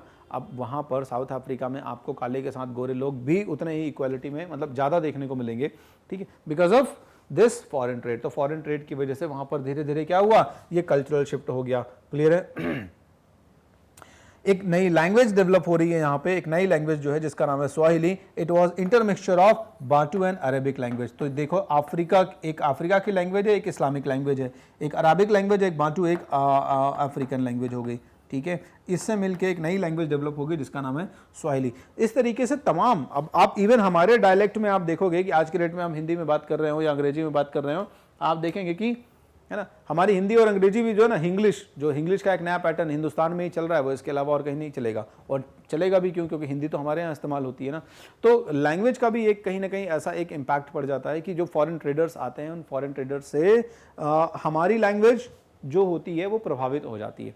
ठीक है, हो सकता है उनके यहाँ भी बहुत सारे कुछ ऐसे वर्ड हों, है ना, जो हमारे हिंदी शब्द से इंस्पायर्ड हों। ठीक है, जैसे मान लो मैं कह दूँ डाकू, तो डाकू लोग शायद ज़्यादातर हम ही लोग इस्तेमाल करते थे, बाद में वो डकैत बन गया, या डकैत शब्द जो है वो वहाँ डकॉइट हो गया, DACOIT। ठीक है, डकॉइट, तो इस तरीके के शब्द जो है वो लोग बेसिकली इस्तेमाल करते हैं। ऐसे भी तमाम शब्द हैं, है ना, जो शायद हिंदी से इंग्लिश में चले गए होंगे, हिंदी के वोकैब से इंग्लिश वोकैब में आ गए होंगे, तो ये फ़र्क पड़ता है। चलो अगले क्वेश्चन पे चलते हैं। Right a brief note on Brazilian communities. यहाँ पे ब्राज़ील साउथ अमेरिका की बात कर रहा है, तो ब्राज़ील की कम्युनिटीज़ जो हैं इनके बारे में बताओ आप। चलो, यहाँ पर कई सारी ट्राइब्स थी। बेसिकली आपकी जो ट्राइब है, ये इसको काब्राल जो है हमारा पोर्तुगीज़ जो रूलर है वो इनको जीतता है ब्राज़ील के एरियाज़ को। चलो, तो यहाँ पे सबसे जो इम्पॉर्टेंट ट्राइब की सबसे पहले मैं बात करूँ, there were the tribes of Tupinambas. ठीक है, Tupinamba was basically a particular place. ठीक है, group of people, actually not place. Tupinamba was basically a group of people जो कहाँ पे रहता था, east coast of southern America, southern America की ईस्टर्न कोस्ट पे रहता था। अब ब्राज़ील की भी लोकेशन जाओगे तो वहीं मिलेगी आपको। ठीक है, बेसिकली ईस्ट कोस्ट पे मिलेगी, ईस्टर्न कोस्ट पे ही तो है। चलो, साउथ अमेरिका का जो ईस्टर्न कोस्ट है वहाँ पे तुपिनाम्बा नाम की ट्राइब्स हैं, ग्रुप ऑफ पीपल है। ठीक है, इनका जो जानकारी है इनके बारे में जो अवेयरनेस है आप देखोगे, है ना, वो ये है कि ये लोग बहुत सारी ऐसी मेटालिक चीज़ें हैं जिनके बारे में नहीं जानते थे, जैसे आयरन। तो आयरन का ज्ञान नहीं था इन लोगों को, है ना। तो कुल मिला के कह सकते हो कि ये मतलब थोड़ा सा उस ज़माने में भी आपके 15-16 सेंचुरी या 15 सेंचुरी की बात कर दोगे, उस ज़माने में भी थोड़ा सा पीछे हैं। क्लियर है। और चूंकि आयरन का ज्ञान नहीं था, तो आयरन से ही बेसिक टूल और इक्विपमेंट्स बनते हैं जो हमारे एग्रीगेरियन इकोनॉमी को आगे बढ़ाने में काम आते हैं, या मैं कहता हूँ जो एग्रीकल्चर को आगे बढ़ाने में काम आते हैं। यही रीज़न था कि ये लोग जो है वो एग्रीकल्चरल एक्टिविटीज़ की तरफ भी आगे नहीं बढ़ पाएंगे। ठीक है, इनके पास सफिशिएंट अमाउंट में नेचुरल रिसोर्सेज थे। नेचुरल रिसोर्सेज की बात कर रहे हैं जब, तो इसका मतलब ये नहीं कि मेटल्स और बाकी चीज़ें, इसका मतलब मैं ये कह रहा हूँ खाने पीने की चीज़ें सफिशिएंट अवेलेबल थी। अब चूंकि कृषि नहीं कर पा रहे हैं ना, तो आप कह दो कि भाई खेती नहीं कर पा रहे तो फिर सस्टेन कैसे करते थे। तो इनके पास पर्याप्त मात्रा में खाने पीने की चीज़ें, जैसे सब्जियां हो गई, फल हो गए, ठीक है, फिशेस हो गए, चूंकि वाटर बॉडी के आसपास रहते हैं तो फिशेस तो सफिशिएंट अमाउंट में रहेंगी। ठीक है, यही कारण था कि इन्होंने कभी ज़रूरत भी महसूस नहीं करी कि ऐसा है कि यार अब हम कुछ करें, क्योंकि हमेशा क्या है, आवश्यकता आविष्कार की जननी है। Need is the mother of invention, है ना, ये कहते हैं। हमारे जितने भी बाकी सिविलाइजेशंस में जो चेंजेस हुए हैं सोशल, पॉलिटिकल, इकोनॉमिक, वो नीड की वजह से भी हुए हैं, क्योंकि वहाँ ज़रूरत महसूस हुई, इसलिए लोगों ने दिमाग लगाना शुरू किया। अब यहाँ पर ज़रूरत महसूस हुई ही नहीं कभी इनको। इनके पास इतने सफिशिएंट अमाउंट में जो नेचर के दिए हुए फूड आइटम्स थे वो थे कि उनको लगा चलो ठीक है, खेती नहीं भी करेंगे तो चलेगा, यानी एग्रीकल्चरल एक्टिविटी नहीं भी होगी इस क्षेत्र में तो चलेगा। क्लियर है, यही कारण था कि ये अपने सर्वाइव करने के लिए, अपने जीवित रहने के लिए खेती के ऊपर, एग्रीकल्चर के ऊपर नहीं रहेंगे। अब ऐसी प्रजाति जो ज़्यादा से ज़्यादा नेचर के क्लोज होगी, ठीक है, जो ज़्यादा से ज़्यादा नेचर के क्लोज होगी, तो ऐसी प्रजाति हमेशा कैसी रहती है, सिंपल रहती है, बहुत साधारण रहती है। जैसे हमारे अरावाक लोग थे, इनकी बात करोगे तो बहुत सिंपल लोग होते थे, ठीक है ना। They agreed to cut the trees. अब देखो जब यहाँ पे पुर्तगाली लोग पहुंचेंगे तो आप देखोगे कि पुर्तगालियों को बहुत आसानी से अपने जो कीमती उस समय पेड़ होते थे, उनको पता है कि यार देखो पेड़ हमारे लिए महत्वपूर्ण है, क्योंकि पेड़ों से ही फल मिल रहा है हमें, पेड़ों से ही जो है बाकी फूड मिल रहा है हमें बेसिकली रहने के लिए और खाने के लिए। तो उसको भी बहुत आसानी से, मतलब अपने खुद से हाथों से काट काट के, और पोर्तुगीज़ लोगों को बड़े बड़े जो लॉग्स हैं वो देना शुरू करेंगे। ठीक है, और उनसे रिटर्न में क्या ले रहे हैं, बहुत छोटी छोटी चीज़ें, जैसे आयरन नाइफ्स ले रहे हैं। ठीक है, आप देख रहे हो, है ना। तो ये चीज़ें जो है, इसके बाद में फिर आप देखोगे कि यूरोपियंस को ये और भी बहुत सारी ऐसी चीज़ें मिलती देंगे जो यहाँ इन्हें आसानी से मिलती हैं। ठीक है, तो कुल मिला के कमर्शलाइजेशन नहीं था, सिंपल पीपल थे। कमर्शलाइजेशन का मतलब चीज़ों को व्यापारिक दृष्टि से नहीं देखते थे, जबकि यूरोपियंस तो आपको पता ही है, पूरा चैप्टर हमने डिस्कस कर लिया, और पूरे चैप्टर में यही चीज़ें ही बातें हुई हमारी कि जो यूरोपियंस हैं वो यहाँ पर एक नए कल्चर को प्रमोट करेंगे, जो कल्चर हमारे ट्राइबल वे ऑफ कल्चर से बहुत ज़्यादा डिफरेंट था। ठीक है, चलो तो इस तरीके से आप कह दो कि मतलब more close to nature, more close to their motherland, यही सब कुछ हमारे ब्राज़ीलियन कम्युनिटीज़ के बारे में स्पेशल है। ये ऑलरेडी भी डिस्कस हो चुका है, बट अब चूंकि क्वेश्चन आंसर के फॉर्म में है तो क्या लिखना है आपको उसका एक आउटलाइन देना ही है मुझे, इसलिए मैं डिस्कस कर रहा हूँ। अब जैसे हमने अभी ब्राज़ीलियन कम्युनिटी के बारे में डिस्कस करा, वैसे ही अब हम मायन कल्चर के बारे में डिस्कशन कर लेते हैं। माया जो सभ्यता है उसके बारे में एक शॉर्ट नोट लिख दो यहाँ पे। माया के बारे में इसके पहले भी हमने थोड़ा बहुत डिस्कशन किया है, ध्यान रखो, है ना। तो यहाँ ज़्यादा टाइम खर्च नहीं कर रहे हैं क्योंकि माया के बारे में बाकायदा 2-3 क्वेश्चन आ चुके हैं हमारे। चलो, the Mayan culture flourish between 11th and 14th century. तो ये बहुत इंपॉर्टेंट चीज़ है, आपको हमेशा टाइम का, हिस्ट्री में देखो क्या होता है, टाइम का बहुत इंपॉर्टेंस होता है। तो टाइम का ध्यान रखो कि कौन सा इंसिडेंट, कौन सा सेटलमेंट, कौन सी सोसाइटी, कौन सा पैटर्न, कौन सा किंगडम किस टाइम के आसपास है। भले आपको एग्जैक्टली याद ना हो, लेकिन रफ टाइमलाइन हमेशा दिमाग में रखनी चाहिए। और इसके लिए भी मैं आपको काम चल रहा है और बहुत जल्दी मैं कोशिश करूंगा कि पूरी हिस्ट्री जो है आपने जितनी पढ़ी है उसको टाइमलाइन के फॉर्म में भी मैं आपके सामने लेके आऊं, ताकि आपको एक रफ आइडिया हो जाए कि अच्छा ये पर्टिकुलर इवेंट जो है वो इसके आसपास हुआ है, ठीक है, इस समय के आसपास हुआ है। तो 11वीं से 14वीं शताब्दी जो है इसके आसपास हमारे जो मायंस लोग हैं ये मैक्सिको के आसपास सेटल हो गए थे, ठीक है। बाद में हमारे मायंस जो है इनका देखो, हर ट्राइब का अपना एक इनहेरेंट नेचर था। इनहेरेंट नेचर की बात कर दो, मतलब उनका वो एक प्रकृति ही ऐसा था, कैरेक्टर ही ऐसा था। कुछ लोग फियरसम थे, कुछ लोग बहुत एग्रेसिव थे, कुछ लोग बहुत पीसफुल थे, पीस लविंग थे, वॉर को अवॉइड करते थे, कॉम्प्रोमाइजिंग थे। तो ये लोग भी कुछ ऐसे ही बहुत ज़्यादा वॉर लविंग नहीं है। यही रीज़न रहेगा कि मायंस की तुलना में, जो एज़टेक्स की तुलना में आप देखोगे तो हमारे जो मायंस हैं इनकी पॉलिटिकल पावर जो है वो थोड़ी कम है, ठीक है। एज़टेक्स का आप कंपैरिजन करोगे, एज़टेक्स के राजाओं के बारे में बात करोगे, एम्पिरिकल सिस्टम की बात करोगे, साम्राज्यवाद की बात करोगे, तो बहुत दूर तक, मतलब उस पर्टिकुलर ट्राइबल एरिया में भी अपने आप में एक अच्छा खासा एम्पायर इस्टेब्लिश करके रखते हैं हमारे एज़टेक्स। दे परफॉर्म्ड रिलीजियस सेरेमनीज, ठीक है। माया के लोग जो होते थे बहुत सारे धार्मिक या रिलीजियस गतिविधियों में इन्वॉल्व होते थे, और ये सारी जो रिलीजियस एक्टिविटीज़ हैं वो एक क्रॉप है जिसका नाम है मक्का, कॉर्न, है ना, इसी के आसपास या इसी से रिलेटेड होती थी। मतलब कॉर्न से रिलेटेड होती थी। कॉर्न से कैसे रिलेटेड होती थी? क्योंकि वहाँ पे एविडेंसेस मिले हैं कि जब कॉर्न लगाया जा रहा है, वो ग्रो कर रहा है, उसकी हार्वेस्टिंग हो रही है, उससे रिलेटेड हमारे पास इनकी लैंग्वेज जो है उसमें, हमारे पास इमेजेस जो मिली है उसमें, है ना, कुछ फेस्टिवल्स हैं, कुछ सेलिब्रेशन चल रहा है, इस तरह की बातें की जा रही हैं, इस तरीके का डेपिक्शन किया जा रहा है, प्रदर्शन किया जा रहा है, ठीक है। तो मतलब कॉर्न इनके रिलीजियस लाइफ का एक बहुत इंपॉर्टेंट पार्ट था, सेरेमनी से रिलेटेड था। Agricultural production was at its peak. इनके पास खेती जो होती थी पर्याप्त मात्रा में होती थी। खेती के साथ साथ ये लोग बहुत सारी अलग ब्रांचेस हैं, जैसे एस्ट्रोनॉमी हो गया, मैथमेटिक्स हो गया, इसमें भी काफ़ी महारत हासिल किए हुए थे। इसी वीडियो में मैंने मायंस के एस्ट्रोनॉमी और कैलेंडर के नॉलेज के बारे में भी डिस्कशन किया हुआ है, उनकी लैंग्वेज और उनके स्क्रिप्ट के बारे में भी डिस्कशन करा हुआ है। हेलियोग्राफिक स्क्रिप्ट इसी वीडियो के शुरुआत में मैंने डिस्कस करी हुई है, तो मैं ज़्यादा इसको एलैबोरेट नहीं कर रहा हूँ, बट सिंपल सी चीज़ है। पिक्टोग्राफी का मतलब it was in form of images.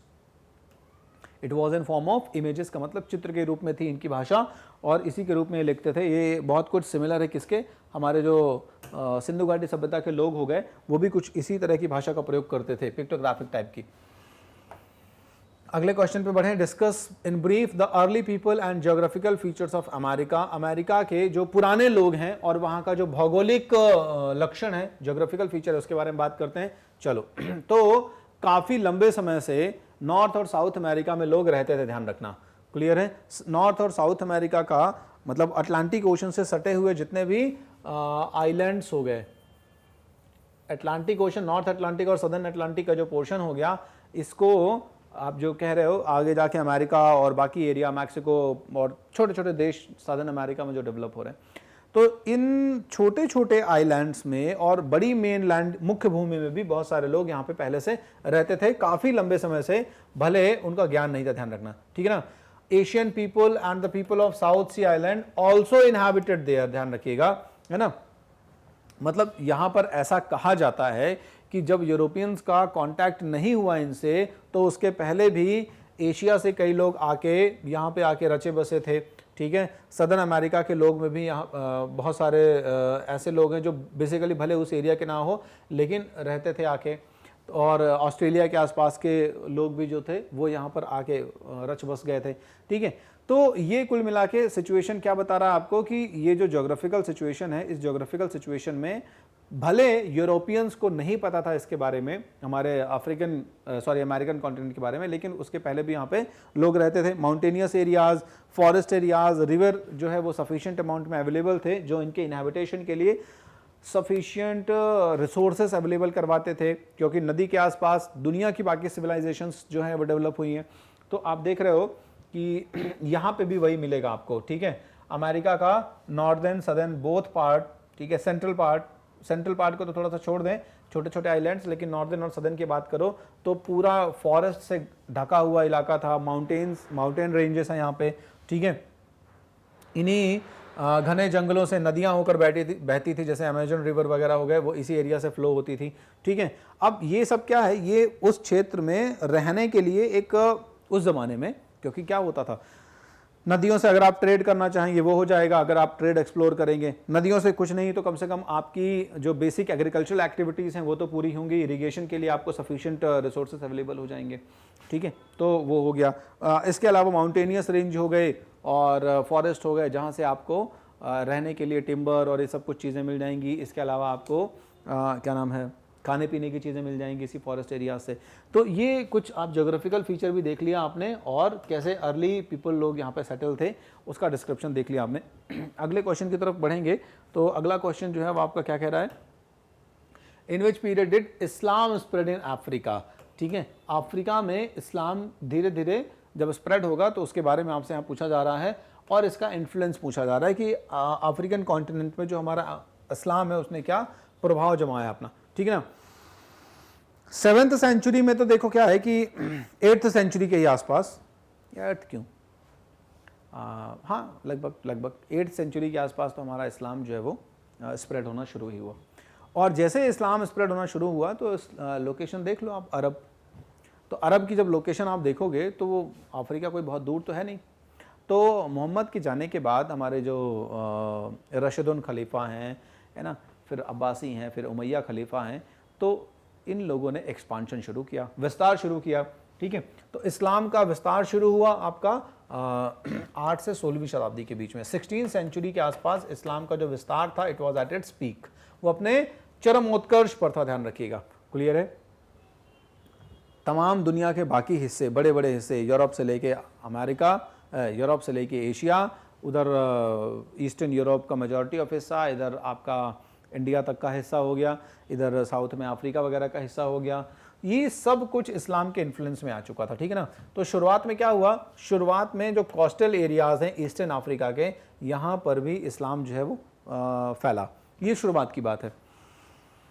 अब चूंकि अरेबियन पेनिनसुला के काफ़ी नज़दीक है, तो अरेबियन पेनिनसुला के नज़दीक होने की वजह से ये नेचुरल है कि यहाँ पर इस्लाम का इन्फ्लुएंस तो आएगा ही आएगा, ठीक है। तो शुरुआत में ये पूर्वी अफ्रीका का जो हिस्सा है वहाँ पर इस्लाम का प्रचार प्रसार हुआ, ठीक है। केप ऑफ हॉर्न से रिलेटेड जो हिस्से हमने डिस्कस करे वो, बाद में उसके बाद में ये माली, ठीक है, अक्सूम, सूडान, मतलब जो छोटे छोटे और अफ्रीकन कंट्रीज़ हैं वहाँ पर ये फैलना शुरू हुआ।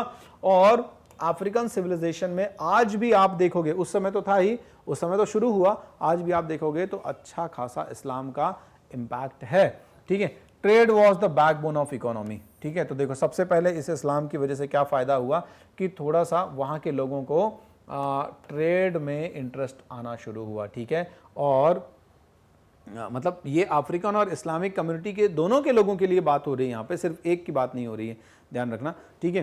तो पीपल अर्न अ लॉट, अब इससे वहाँ की इकोनॉमी में ग्रोथ होगी। इकोनॉमी की ग्रोथ का मतलब क्या है, इकोनॉमी की ग्रोथ का मतलब है, सिंपल सी चीज़ है, लोगों का जो लिविंग स्टैंडर्ड है, लोगों का जो कंजम्पशन लेवल है, लोगों का जो इनकम लेवल है वो इंप्रूव हो रहा है, ठीक है। तो यहाँ पे वही है, because of the money, because of the abundance of the money, trade flourish, और ये लोग थोड़ा सा अच्छे जीवन स्तर की तरफ, अच्छे जीवन स्तर की बात का मतलब ये है कि अफ्रीका का कुछ हिस्सा जो है वो थोड़ा सा इकोनॉमिकली अपलिफ्ट होगा, ट्राइबल के कल्चर से थोड़ा आगे बढ़ेगा, अब कोई बहुत ज़्यादा विकास नहीं हो जाएगा यहाँ पे, ठीक है। चलो, यहाँ पर बहुत कल्चरल जो चेंज हुआ, वो कल्चरल चेंज क्या आपको देखने को मिलेगा, बहुत सारी मस्जिदें, किले, मज़ारें देखने को मिल जाएंगी।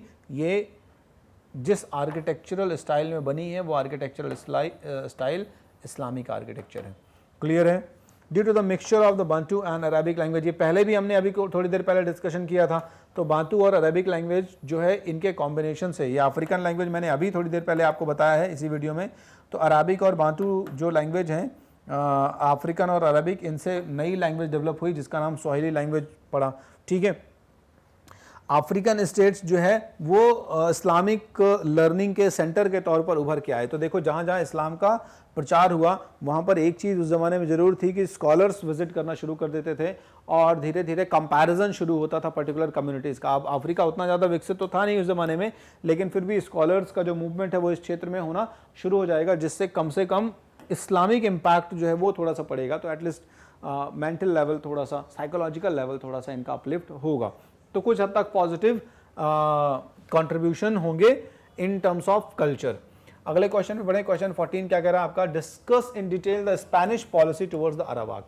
अरावाक लोगों के प्रति जो स्पेनिश नीति है उसको आपको यहाँ पे बताना है कि किस तरीके से स्पेनिश लोगों ने अपनी नीति बनाई यहाँ पे, और उसके क्या कॉन्सिक्वेंसेस रहे, उसके क्या प्रभाव पड़े, ये भी बताना है आपको। ठीक है, देखो अब स्पेनिश लोग जो है हो गए बहुत, कौन, मतलब लालचियों के लालची लोग आए थे यहाँ पे, है ना, हमारे ये जो ट्राइब है इन लोगों के पास में, अरावाक लोगों के पास में। तो इनका फैसिनेशन जो था, इनकी फैंटेसी में क्या था, इनकी फैंटेसी में तो सिर्फ गोल्ड था। इनको तो सिर्फ सोना दिख रहा था कि भैया ज़्यादा से ज़्यादा गोल्ड मिल जाए हमें। ठीक है, अब अरावाक लोग जो हैं, अरावाक लोग ऐसे नहीं थे। ज़्यादातर ट्राइब्स जिनकी बात करी है हमने अपने चैप्टर में, इसमें जो ट्राइबल्स हैं, they were not interested in the commercialization of the goods और कमोडिटीज अवेलेबल देयर। मतलब वहां पर जो भी वस्तुएं उपलब्ध थी उनके व्यापारीकरण करने में, उसके कमर्शियलाइजेशन में ज्यादा इंटरेस्ट नहीं था ट्राइबल। ज्यादा क्या, बिल्कुल भी इंटरेस्ट नहीं था। वो तो दे देते थे गिफ्ट में कि लो ले जाओ तुम्हें चाहिए तो। ठीक है, चलो Arawaks were interested in glass beads and art of weaving. ठीक है, यहाँ पे सोने के बदले तो आपको छोटी छोटी ग्लास बीड्स जो है वो, मतलब सोना दे दिया करते थे और ग्लास बीड्स ले लिया करते थे, कांच के मन के वगैरह जो है ना, माला वगैरह बनाने के, वो ले लेते थे। अब इनको नहीं पता होता था कि सोना कितना कीमती है, उसके बदले में हम जो दे रहे हैं वो उसकी कोई बहुत ज़्यादा वैल्यू नहीं है। क्लियर है, तो ग्लास बीड्स वगैरह जो है वो एक्सचेंज कर लेते थे। इसमें वो इसको बनाने में वो इंटरेस्टेड भी रखते थे अपना इंटरेस्ट, रुचि रखते थे। ठीक ना, चलो अब स्पेनिश लोगों को तो लगा कि ठीक है भाई, चलो ये इतना आसान कि भाई हमें सोना जो है वो ये लोग दे रहे हैं और उसके बदले में ग्लास बीड्स वगैरह ले रहे हैं, तो इससे अच्छा क्या हो सकता है। क्लियर है, इससे तो वो और बहुत खुश होंगे और वो लोग इस ट्रेड को और बढ़ाना चाहेंगे बल्कि। ठीक है, Arawaks were very humble and generous people, बहुत ही विनम्र होते थे, कर्जियस होते थे, जेनरस होते थे, उदार होते थे। अभी इससे बड़ी उदारता क्या होगी कि शुरुआत में तो वैसे भी सोना दे दिया और फिर कांच के टुकड़ों के बदले में सोना दे दिया जा रहा है, गोल्ड दे दिया जा रहा है। ठीक है, दे वर ऑल्सो वेरी कोऑपरेटिव। आप देखेंगे शुरुआत में स्पेनिश लोग जब आएंगे तो स्पेनिश लोगों को इन्होंने बाकायदा क्या किया, स्पेनिश लोगों को इन्होंने बाकायदा वेलकम किया, है ना, और बहुत सारे अपने रिसोर्सेस अवेलेबल करवाएं, उनको रहने के लिए जगह दी, अपने मुख्य सेंटर्स की तरफ लेके गए। ठीक है, और बदले में इनका क्या हुआ, बदले में आपको पता है कि स्पेनिश लोग अपने लालच की वजह से, है ना, उनको ख़त्म करने, उनको मारने में लग गए। ठीक है, they became gradually they become like hostile to them, to the Arawaks. और जब ऐसी सिचुएशन स्पेनिश लोगों ने क्रिएट कर दी तो हमारे अरावाक लोग भी परेशान हो गए। ठीक है, धीरे धीरे रिवॉल्ट भी होंगे, रिवॉल्ट की सिचुएशन फेस करेंगे, मतलब स्पेनिश लोग अरावाक की तरफ से। But after all they were prepared, Spanish लोग प्रिपेयर होके आए थे, है ना, और आर्म्स गन्स ये सब अपने साथ लेके आए थे। तो वही हुआ कि शुरुआत में क्या हुआ कि जब इन्होंने इनके साथ अपने बिहेवियर को चेंज किया, फिर इन्होंने थोड़ा बहुत रिवॉल्ट किया, तो फिर कॉन्फ्लिक्ट होना शुरू हो गया। कॉन्फ्लिक्ट में अरावाक्स जो है ये डिफीट हुए, इनको लगभग एनस्लेव कर लिया या कई लोगों को मार दिया गया। तो ये सिचुएशन जो है पूरी अरावाक के साथ हुई हमारी, यानी स्पेनिश पॉलिसी जो है अरावाक्स की, स्पेनिश पॉलिसी जो है स्पेनिश लोगों की अरावाक्स के प्रति, that was not very good, ये बिल्कुल भी अच्छी नहीं थी। बढ़ते हैं अगले क्वेश्चन की तरफ। क्वेश्चन नंबर 15 क्या कह रहा है, discuss the political life of the Inca culture. Incas जो है हमारे, उनकी संस्कृति के या इंका संस्कृति के राजनीतिक जीवन के बारे में बात करनी, पॉलिटिकल लाइफ के बारे में बात करनी। अब देखो, सबसे एज़टेक्स और इंकाज, ये सबसे कह दो इम्पॉर्टेंट ट्राइब्स में से आते हैं आपके इस पूरे जो इलाके की हम बात कर रहे हैं उसमें से, ठीक है। So the Inca civilization was the largest of the indigenous civilization. इस पूरे सिविलाइजेशन में जहां पर हमने अमेरिकन कॉन्टिनेंट की बात करी है, इस अमेरिकन कॉन्टिनेंट में जो हमारा सदर्न पार्ट है, स्पेशली जो साउथ अमेरिका है, इसमें हमारे जो इंकाज हैं, ठीक है, they are the largest one, सबसे बड़ी ट्राइब है। और उसका कारण है इनका एम्पिरिकल नेचर, इनका जो साम्राज्यवादी जो प्रकृति है ये बहुत महत्वपूर्ण है इसमें, क्लियर है। और इसी साम्राज्यवादी प्रकृति की वजह से ये इतना बड़ा एम्पायर एस्टैब्लिश करा। अब आप देखो कि कैसे कैसे इनका ये एम्पीरियलिस्ट जो नेचर है वो डेवलप हुआ। और ख़ास बात तो इसमें ये है कि देखो एम्पायर तो डेवलप करा इन लोगों ने, लेकिन इस एम्पायर का नेचर वैसा नहीं था जो यूरोपियंस लेके आ रहे हैं कि भाई ऐसा है कि कमर्शलाइजेशन हो, प्रॉपर्टी जनरेट हो, है ना, ज़्यादा से ज़्यादा भोग करें हम चीज़ों का, एंजॉय करें चीज़ों को, वो वाली मेंटेलिटी नहीं। एम्पायर इस्टेब्लिश होने के बाद भी बेसिकली ये लोग जो हैं, हमारे इंकाज जो हैं, ये नेचर के ही करीब रहना चाहते हैं, प्रकृति के ही करीब रहना चाहते हैं, ध्यान रखिएगा, क्लियर है। तो Incas were the largest of the indigenous civilization. जितनी भी यहाँ पर लोकल सिविलाइजेशन है, स्थानीय सभ्यताएं हैं, उनमें हमारे जो इंकाज हैं ये सबसे बड़े हैं, ध्यान रखना, हमारे साउथ अमेरिका के आसपास। यहाँ पर जो सबसे पहले इंका का जिक्र आता है वो था मैंको। मैंको जो है उसको ऐसा क्रेडिट किया जाता है कि इसी ने इंकाज को इस्टेब्लिश करा है, ध्यान रखिएगा। और इसकी डिवाइन ओरिजिन भी है, माना जाता है कि ये व्यक्ति जो है वो नॉर्मल नहीं था। इंकाज का स्पेशली जो हमारा रूलर है उसकी डिवाइन ओरिजिन जो है वो मानी जाती थी। तो इंकाज की शुरुआत मैंको ने की और इसने शुस्को को अपनी कैपिटल बनाई, ठीक है, शुस्को को अपनी कैपिटल बनाई, क्लियर है। और ऐसा माना जाता है कि ये 12वीं शताब्दी के आसपास मैंको का जिक्र मिलता है। मैंको ने ये एस्टैब्लिश करा इंका एम्पायर और उसने शुस्को को अपनी कैपिटल बनाई, क्लियर है। धीरे धीरे अपने सोशल और पॉलिटिकल सेटलमेंट की वजह से इंकाज एक्सपांड होते चले गए, विस्तार करते चले गए, ध्यान रखिएगा, ठीक है। इनका विस्तार जो है वो तेजी से होता रहा, है ना। और 9th इंका जो था, 9th इंका के दौर में जो एम्पायर है वो लगभग 3000 माइल्स है फ्रॉम इक्वाडोर टू चिली।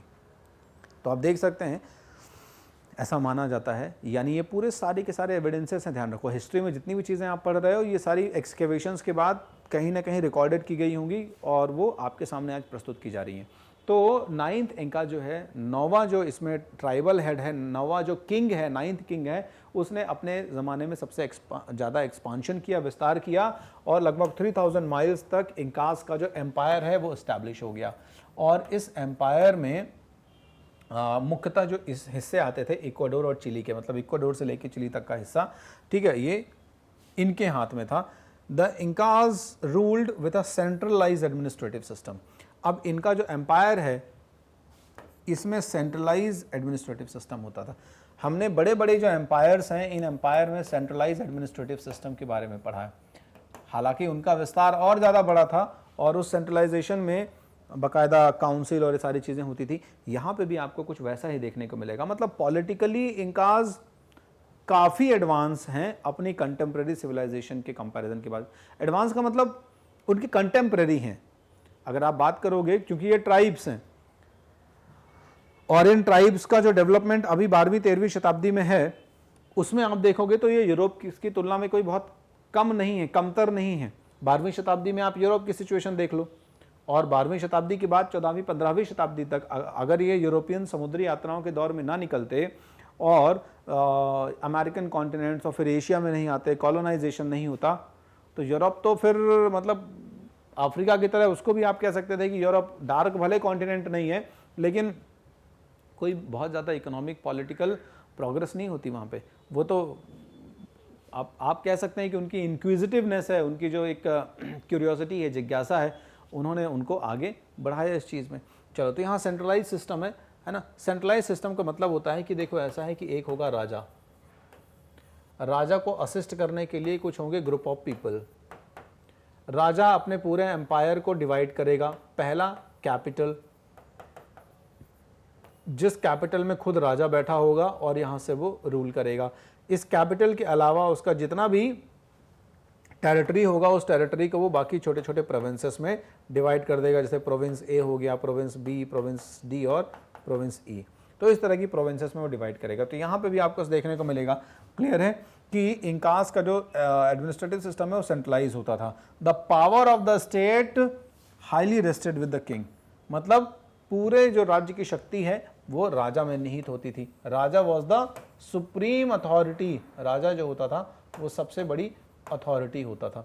ठीक है, तो कुल मिला के आप समझ रहे होगे सेंट्रलाइजेशन का जो पूरा कंसेप्ट है वो यहाँ पे इंप्लीमेंट हो रहा है। क्लियर है, किंग हायर अथॉरिटी होता था। जो भाषा प्रयोग करते थे, अब ये जरूर थोड़ी उटपटांग भाषा है, केशुआ।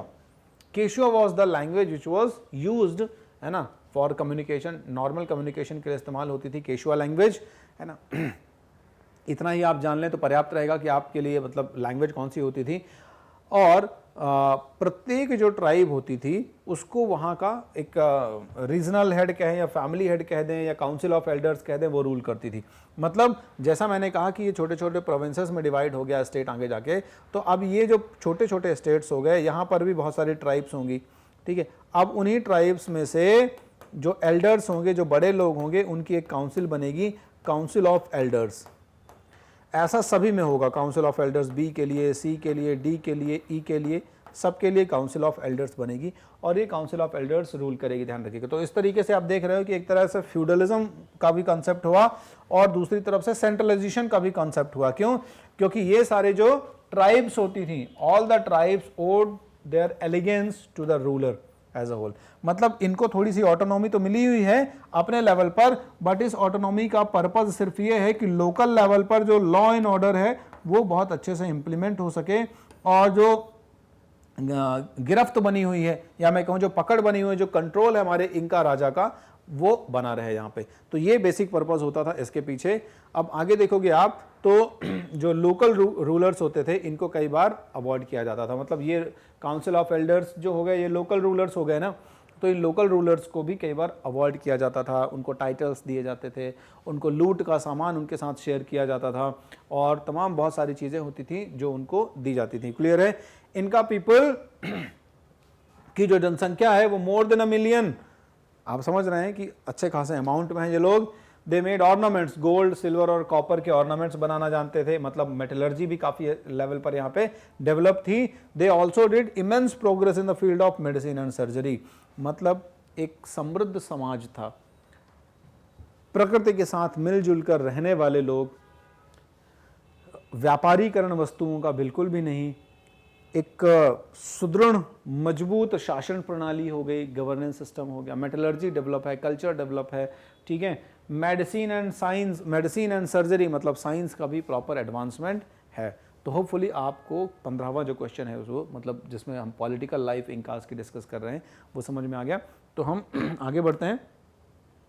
हमारा अगला है क्वेश्चन नंबर 16। क्वेश्चन क्या कह रहा है? Discuss the various reasons behind discoveries of new routes and new land. अभी देखो ये थोड़ा रिपीटेटिव टाइप का हो रहा है, आपने इनको डिस्कस कर लिया इस तरीके का, पर फिर भी चलो अब क्वेश्चन है तो समझ लेते हैं। कुछ नए एस्पेक्ट ही आ जाते हैं कई बार। डिस्कस द वेरियस रीजंस, बहुत सारे कारण थे किनके, ये जो नई नई डिस्कवरीज हो रही थी, नए नए रास्ते, नए नए रूट्स खोजे जा रहे थे, नए जो जमाने के देशों के बारे में पता लगाया जा रहा था, ये जो क्यूरियोसिटी आ रही है लोगों के दिमाग में, है ना, ये जो क्वेश्चन कर रहे हैं लोग, एज ऑफ डिस्कवरीज चल रही है, एज ऑफ एक्सप्लोरेशन का जो दौर चल रहा है, ठीक है, इसके पीछे क्या कारण थे? तो उत्तर है सबसे पहले मिशनरी ज़ील, है ना। अभी कुछ देर पहले इसी तरह का एक क्वेश्चन था जिसमें मिशनरी ज़ील थोड़ा किनारे थी, लेकिन अभी मिशनरी ज़ील जो है वो पहले नंबर पे आ गई, तो कोई दिक्कत नहीं है, रीज़न तो है ही सही है, इंपॉर्टेंट तो डिस्कस करना पड़ेगा, बात तो करनी पड़ेगी उसके ऊपर। चलो, मिशनरी ज़ील का मतलब है कि यार देखो, ये जो हमारे क्रिश्चियन मिशनरीज होते थे, है ना, ये क्रिश्चियन मिशनरीज को सबसे ज़्यादा ये जो है वो, है ना, एक उत्सुकता रहती थी, इंस्पिरेशन रहता था, है ना, कि यार नए नए एरियाज़ एक्सप्लोर किए जाएं और उन एरियाज़ में अपने धर्म को बढ़ाया जाए और वहाँ से भी थोड़ा सा रेवेन्यू वगैरह और जीसस क्राइस्ट को थोड़ा सा फेमस किया जाए।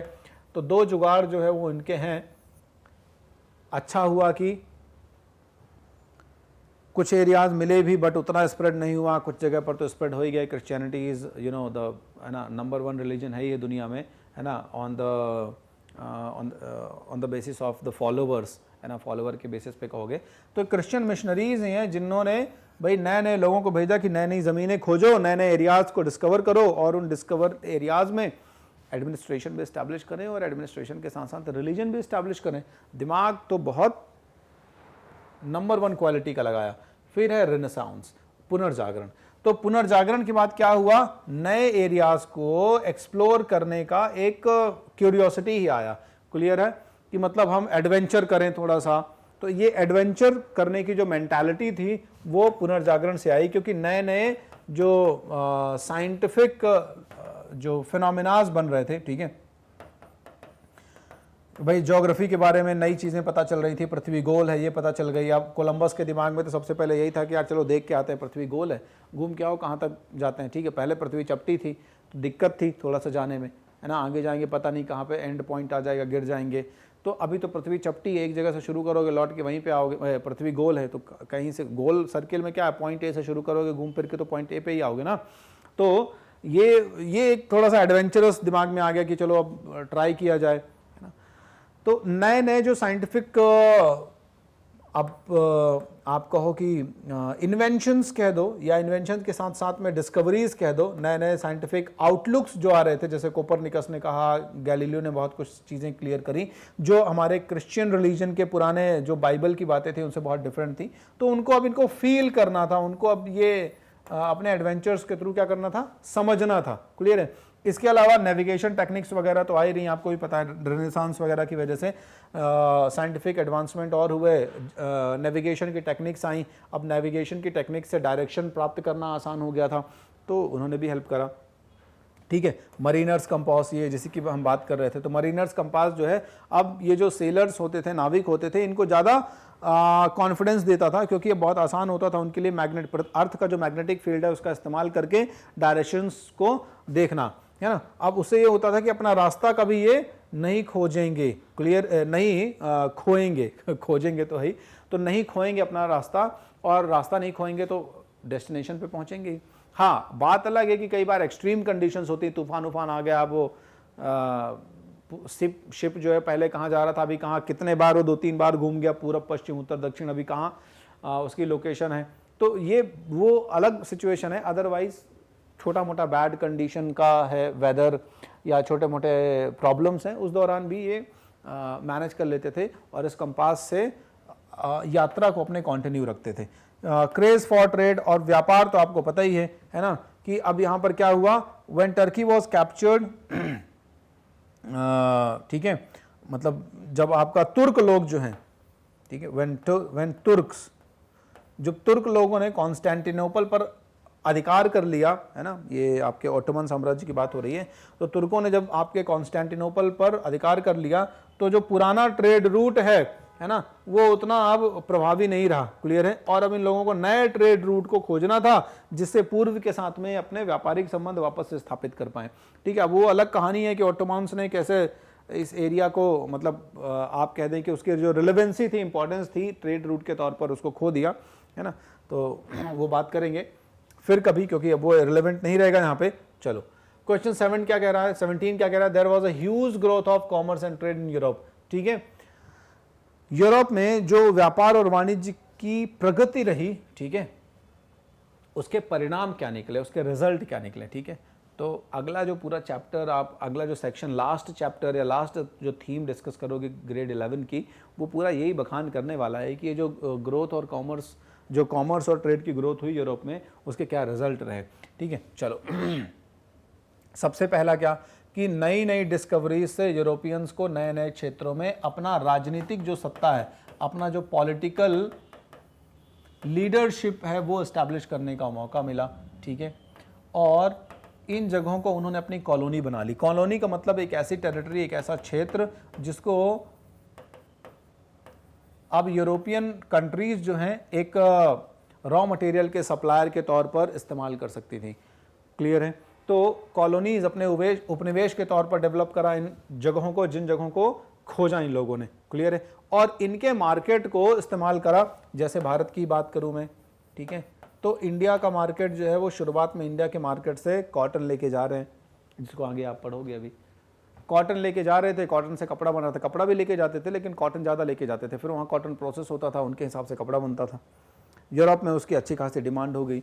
धीरे धीरे भारत में पॉलिटिकल कंडीशंस भी इनस्टेबल हो गई, तो उनको लगा यार ये अच्छा खासा पैसा देते हैं भारतीयों को और बहुत सारा जो कॉस्ट है, बहुत सारी लागत है हमारी वो लगती है व्यापार में, क्यों ना अब हमें पॉलिटिकल पावर मिले जब यहाँ पे, तो थोड़ा जुगाड़ करके लड़े झगड़े इन लोगों से, युद्ध जीतें और उसका फ़ायदा उठा के फिर यहाँ अपना राजनीतिक सत्ता स्थापित करें, तो ट्रेड हमारे हाथ में ही हो जाएगा।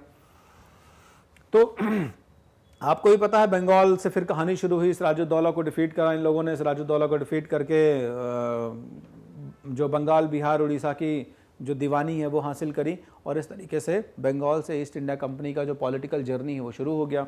और यहाँ से फिर क्या किया इन लोगों ने कि भारतीय बाजार से जो रॉ मटेरियल है ना, जैसे कपास है, इसको शुरू किया ले जाना। क्लियर है? अब रॉ मटेरियल को लेके गए कहाँ पर? ब्रिटेन में। ब्रिटेन में जब लेके गए तो वहाँ पर प्रोसेस हुआ, ये वहाँ की फैक्ट्रीज में इससे कपड़ा बना, और वापस उस कपड़े को ले आके इंडियन मार्केट में हमको पहना दिए कि सूट पहन लो, टाई पहन लो, कोट पहन लो, है ना, हैट लगा लो, और इससे आप बन जाओगे अंग्रेज। ठीक है, तो इस तरीके से रॉ मटेरियल की सप्लाई उन्होंने हमारे यहाँ से करी अपने देश में, और हमें फिनिश्ड गुड्स, बने बनाए माल को बेचा, कम रुपयों में हमसे खरीदा, और इवन आगे जाके तो कुछ भी नहीं देंगे पैसा, पिटाई अलग से करेंगे। ठीक है, तो ये रॉ मटेरियल लेके गए, है ना, तो कॉलोनाइजेशन में हेल्प करा, और इन कॉलोनाइजेशन से वहाँ के मार्केट को एक्सप्लॉइट करा। ठीक है, large companies were established for trade. धीरे धीरे इस पैसे से और बड़ी joint stock exchange, joint stock companies बननी शुरू हुई, है ना। और जो शासक वर्ग होता था उन देशों का, यूरोपियन देशों का, ब्रिटेन की बात कर लो, फ्रांस की बात कर लो, जर्मनी की बात कर लो, पुर्तगाल की बात कर लो, स्पेन की बात कर लो, वहाँ का शाही परिवार भी इसका सदस्य हो जाता था, तो वो भी फायदा कमाते थे, है ना। Growth of commerce and trade increase. ठीक है, धीरे धीरे यूरोपियन मिडिल क्लास का उत्थान होना शुरू होगा। जैसे जैसे इनफ्लो ऑफ कैपिटल होगा, पूंजी तो जा रही है देश में ही ना, जब पूंजी देश में जा रही है तो भाई अब कंपनी का आकार भी बढ़ रहा है, व्यापार का आकार बढ़ रहा है, ज्यादातर लोग एम्प्लॉयमेंट में लिए जाएंगे, है ना, उनसे उनको जो आय होगी उससे वो अपने घरों में उसको इस्तेमाल करेंगे। तो कुल मिला के मिडिल क्लास जो है वो जनरेट हो रहा था, मिडिल क्लास जो है वो यूरोप में अराइज हो रहा था, और इन्होंने धीरे धीरे यूरोपियन पॉलिटिक्स में और ज़्यादा इंपॉर्टेंट रोल प्ले करना शुरू करा। आप देखोगे यूरोप में जो डेमोक्रेसी आ रही है उसी की वजह से यूरोप में चेंज, मतलब यूरोप में डेमोक्रेटिक डेवलपमेंट में मिडिल क्लास का, वहाँ की बर्जुआ क्लास जो है उसका बहुत इंपॉर्टेंट रोल था, है ना। वहाँ के जो राइजिंग मिडिल क्लास है उनका बहुत ज़्यादा इंपॉर्टेंट रोल था। चलो, as a result of the growth of trade and commerce European prospered a lot. Europe की संपन्नता बढ़ती चली गई, और एक लंबे समय के अंतराल में, अभी 100-200 सालों में, 100 सालों के अंतर्गत, उससे भी कम साल में आप देखोगे कि यूरोप जो है वो औद्योगिकीकरण की तरफ जाएगा, इंडस्ट्रियलाइजेशन की तरफ जाएगा, और यही इंडस्ट्रियलाइजेशन यूरोप को बाकी दुनिया के देशों से अलग बना देगा। तो ये सारी चीजें जो है यूरोप में हो रही हैं। चलिए, आज ये क्वेश्चन आंसर्स का शॉर्ट जो क्वेश्चन आंसर पैटर्न था वो हमने डिस्कस कर लिया है, ग्रेड 11 के चैप्टर 8 का, कन्फ्रंटेशंस ऑफ द कल्चर। ठीक है, we are towards the conclusion of, ना, लगभग जो कंक्लूजन की तरफ है हम बढ़ रहे हैं। आपके ग्रेड 11 के अगला चैप्टर जस्ट शुरू ही होने वाला है, क्लास 11 के चैप्टर 9 का, चैप्टर 9, 10 और 11, ये 3 चैप्टर बाकी हैं। फिर हमारा क्लास जो 12 है उसको हम शुरू करेंगे, उसकी हिस्ट्री को शुरू करेंगे डिस्कस करना। वीडियोस आपको क्लास 11 के मिल जाएंगे magnetbrains.com, यूट्यूब पर तो अवेलेबल है ही सही। अब आपको अगर इनको देखना है ईजिली, बिना किसी हसल बसल के, है ना, कि ढूंढना नहीं है बहुत ज़्यादा, तो सीधा सा यूट्यूब में यहाँ वहाँ ढूंढोगे, इससे अच्छा बेटर आप आओ गूगल पे टाइप करो magnetbrains.com, magnetbrains.com टाइप करोगे, वेबसाइट ओपन होगी आपके सामने।